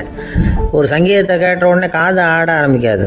ஆனால் வாய் அப்படி இல்லை, அது பேசினாலும் சரி சாப்பிட்டாலும் சரி அசைஞ்சு தான் ஆகணும். ஆக மற்றதை விட வாய்க்கு வேலை ஜாஸ்தின்னு தெரியுது. சாப்பிட்றது, பேசுறது அப்படின்னு 2 காரியம் அதுக்கு. இப்படி 2 காரியம் இருக்கிறதுனால அது 2ஐயும் பாதியாக குறைச்சிக்கணுங்கிறது கடவுள் அபிப்பிராயமாக இருக்கணும் அப்படிங்கிறார் காஞ்சி பெரியவர். ஆனால் இப்போ நாம் அப்படியா நடந்துக்கிறோம்? அதுக்கு நேர்மாறாக நடந்துக்கிறோம். நாம் சாப்பிட்றதும் அதிகம், பேசுகிறதும் அதிகம். 2 வேலையையும் தேவைக்கு அதிகமாகவே செய்கிறோம். வாய் தான் ரொம்ப ஓவர் ஒர்க்குடு. அதுக்கு ஓய்வு கொடுத்தா உடம்பும் நல்லாயிருக்கும், உலகமும் நல்லாயிருக்கும். மௌன விரதம் இருக்கிறதெல்லாம் எதுக்காக நினைக்கிறீங்க? இதுக்காக தான். இந்த காலத்தில் மௌனமாக இருக்கிறவங்கெல்லாம் மகத்தான தொண்டு செய்கிறாங்க அப்படின்னு தான் சொல்லணும். சத்தம் அதிகமாக போய் தான் சவுண்டு பொல்யூஷன் வருது. அது மட்டும் இல்லை, மௌனமாக இருந்தால் சண்டை சச்சரவே வராது. மௌனம் கலக நாஸ்தி. ஆக இதுவும் ஒரு சமூக சேவை தான். நமக்கு தான் வாய் இருக்குதுங்கிறதுக்காக வசமாக சாப்பிட்றதும் தப்பு, வளவளன்னு பேசுகிறதும் தப்பு. ஒரு கருத்தை சொல்கிறதுக்கு ஒரே ஒரு சொல்லு போதும் அப்படின்னு இருக்கும்பொழுது 2 சொற்களை செலவு பண்ணாதே.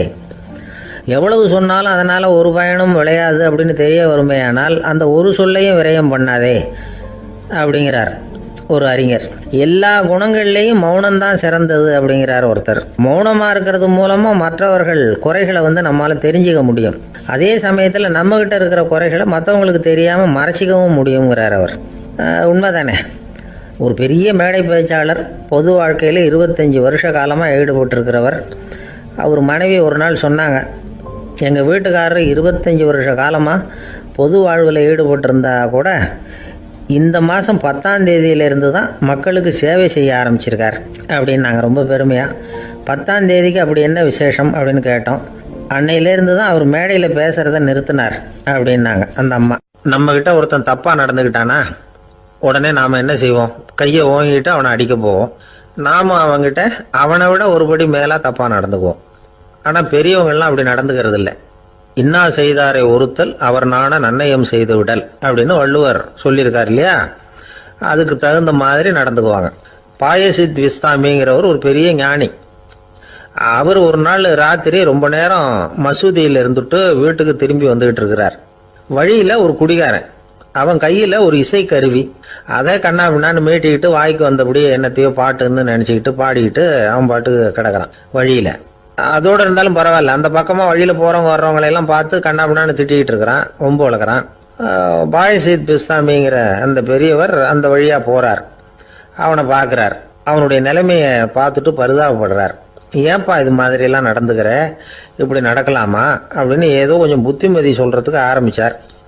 அவனுக்கு கோபம் வந்துட்டுது. கையில் வச்சிருந்த வாத்திய கருவி அதால் ஓங்கி அந்த பெரியவர் தலையில் ஒரு அடி கொடுத்தான். ரத்த காயம் ஏற்பட்டு போச்சு. அவன் கையில் இருந்த இசைக்கருவியும் அடித்த வேகத்தில் 2ஆக உடஞ்சி போச்சு. அவ்வளோ வேகமாக அடிச்சிருக்கான். இவ்வளவு தூரத்துக்கு நடந்து போச்சுல்ல, அந்த மாபெரும் ஞானி வாயை திறந்து ஒரு வார்த்தை கூட பேசலை. பேசாமல் தலையை பிடிச்சிக்கிட்டு அவர் பாட்டுக்கு போயிட்டார். மறுநாள் அந்த பெரியவர் என்ன பண்ணார் தெரியுமா? கொஞ்சம் இனிப்பு பண்டங்கள், கொஞ்சம் பணம், இது ரெண்டையும் ஒரு ஆள் மூலமாக அனுப்பி வச்சார் அந்த குடிகாரனுக்கு. அவனுக்கு ஒன்றும் புரியல. என்ன விவரம்னு விசாரித்தான். வந்த ஆள் ஒரு கடுதாசியை நீட்டினான். அதில் விவரம் இருந்தது. ஞானி எழுதியிருக்கிறார், இதை பார்ப்பா, உங்களுடைய இசைக்கருவி உடையறதுக்கு என்னுடைய தலை காரணமாக ஆயிட்டுது. அதுக்காக நான் ரொம்ப வருத்தப்படுறேன். அதுக்காக தான் பணம் அனுப்பி வச்சுருக்கேன். வேறு புதுசாக ஒரு இசைக்கருவி வாங்கிக்கோ. அப்புறம் இன்னொரு விஷயம், நேற்றுக்கு ராத்திரி என்கிட்ட ஏகப்பட்ட கசப்பான வார்த்தைகளை பேசினேன். இதோட அனுப்பியிருக்கிற இனிப்பு பண்டங்களை சாப்பிட்டு உன்னுடைய நாவில் உள்ள கசப்பை மாற்றிக்கோ அப்படின்னு அதில் எழுதப்பட்டிருந்தது. இந்த சமயத்தில் அவன் குடி மயக்கத்தில் இல்லை, தெளிஞ்சு போயிருந்த நேரம் அது. அதனால் அதை படித்த உடனே அவனுக்கு ரொம்ப வெக்கமாக போச்சு. தலை குனிஞ்சான், யோசனை பண்ணான். கொஞ்ச நேரத்தில் தன்னுடைய நண்பர்கள் சில பேரையும் கூப்பிட்டுக்கிட்டு நேராக அந்த ஞானி இருக்கிற இடத்துக்கு ஓடினான். அவர் காலில் விழுந்தான். அவர்கிட்ட மன்னிப்பு கேட்டுக்கிட்டான். பெரியவங்களே தெரியாமல் நான் இந்த பாவச் செயலை பண்ணிவிட்டேன், என்னை மன்னிச்சுங்க. உங்களுடைய பொறுமையும் போதனையும் என்னுடைய கண்ணை திறந்துட்டுது. இனிமேல் நானும் என்னுடைய நண்பர்களும் நல்ல வழியில் திருந்தி வாழ போகிறோம் அப்படின்னா. ஞானி செய்த நன்னயம் குடிகாரனை எப்படி திருத்திருக்கு பார்த்தீங்களா? இந்த கதையை கேட்டுவிட்டு ஒருத்தர் சொன்னார், என் வாழ்க்கையில் கூட அப்படி ஒரு சம்பவம் நடந்தது சார். நானும் ஒரு நாள் ராத்திரி ஓவராக குடிச்சிட்டு ஒரு கிட்டாரை வாசிச்சுக்கிட்டு கண்ணாபின்னான்னு உளறிக்கிட்டு திட்டிக்கிட்டு இருந்தேன். அந்த சமயம் அந்த வழியாக ஒருத்தர் வந்தார். ஓங்கி தலையில் ஒரே ஒரு அடி, ரத்தம் வந்துட்டுது. அதுக்கப்புறம் என் மனசு தெரிந்துட்டுது சார் அப்படின்னார். அப்படியா என்ன ஆச்சரியமா? ஆமாம் சார், அடி விழுந்தது அவர் தலையில் இல்லை, ஏன் தலையில். வந்தவர் என்ன அப்படி அடிச்சுட்டார். மயக்கம் தெளிஞ்சதுக்கு அப்புறம் தான் எனக்கு விவரம் புரிஞ்சுது. அவர் ஒரு போலீஸ்காரர் அப்படின்னார் ரொம்ப சோகமா. அந்த ஆளுக்கு பேச தெரியாது, அவர்கிட்ட கொஞ்சம் எச்சரிக்கையாக நடந்துக்கோ அப்படின்னு சொல்கிறது உண்டு. அப்படின்னா என்ன அர்த்தம்? அவர் இன்னமும் குழந்தையாகவே இருக்கிறாரு, இன்னும் பேச்சு வரலன்னு அர்த்தம்? அப்படி இல்லை, அவருக்கு நாகரிகமாக பேச தெரியலன்னு அர்த்தம். பேசுறதுங்கிறது மனுஷனால் மட்டுமே முடியக்கூடிய ஒரு காரியம். அப்படி இருந்தும் அதோட பெருமையை அவன் இன்னமும் சரியாக புரிஞ்சிக்கலன்னு தான் சொல்லணும். அதனால தான் அவன் அளவுக்கு அதிகமாக வார்த்தைகளை கொட்டி விடுறான். அதுக்கப்புறம் அதையெல்லாம் திருப்பி அள்ள முடியாமல் கிடந்து கஷ்டப்படுறான். கொட்டின வார்த்தையை அள்ள முடியுமா? ஒருத்தரை இன்னைக்கு பார்த்து முட்டாள்னு திட்டி விடுறீங்க, நாளைக்கு மறுபடியும் அவர்கிட்ட போய் நேற்றுக்கு உன்னை முட்டாள்னு சொல்லிவிட்டேன், அந்த வார்த்தையை திருப்பி கொடு, வாங்கிட்டு போயிடுறேன் அப்படின்னு நான் சொல்ல முடியும்? அவன் கோபக்காரனாக இருந்தால் நேற்றுக்கே அதை வேற விதமாக உங்களுக்கு திருப்பி கொடுத்துருப்பான். உலகத்தில் எவ்வளவோ ஜீவராசிகள் இருக்குது, அதுக்கெல்லாம் வாய் இருக்குது. அந்த வாயெல்லாம் எதுக்கு உபயோகம்?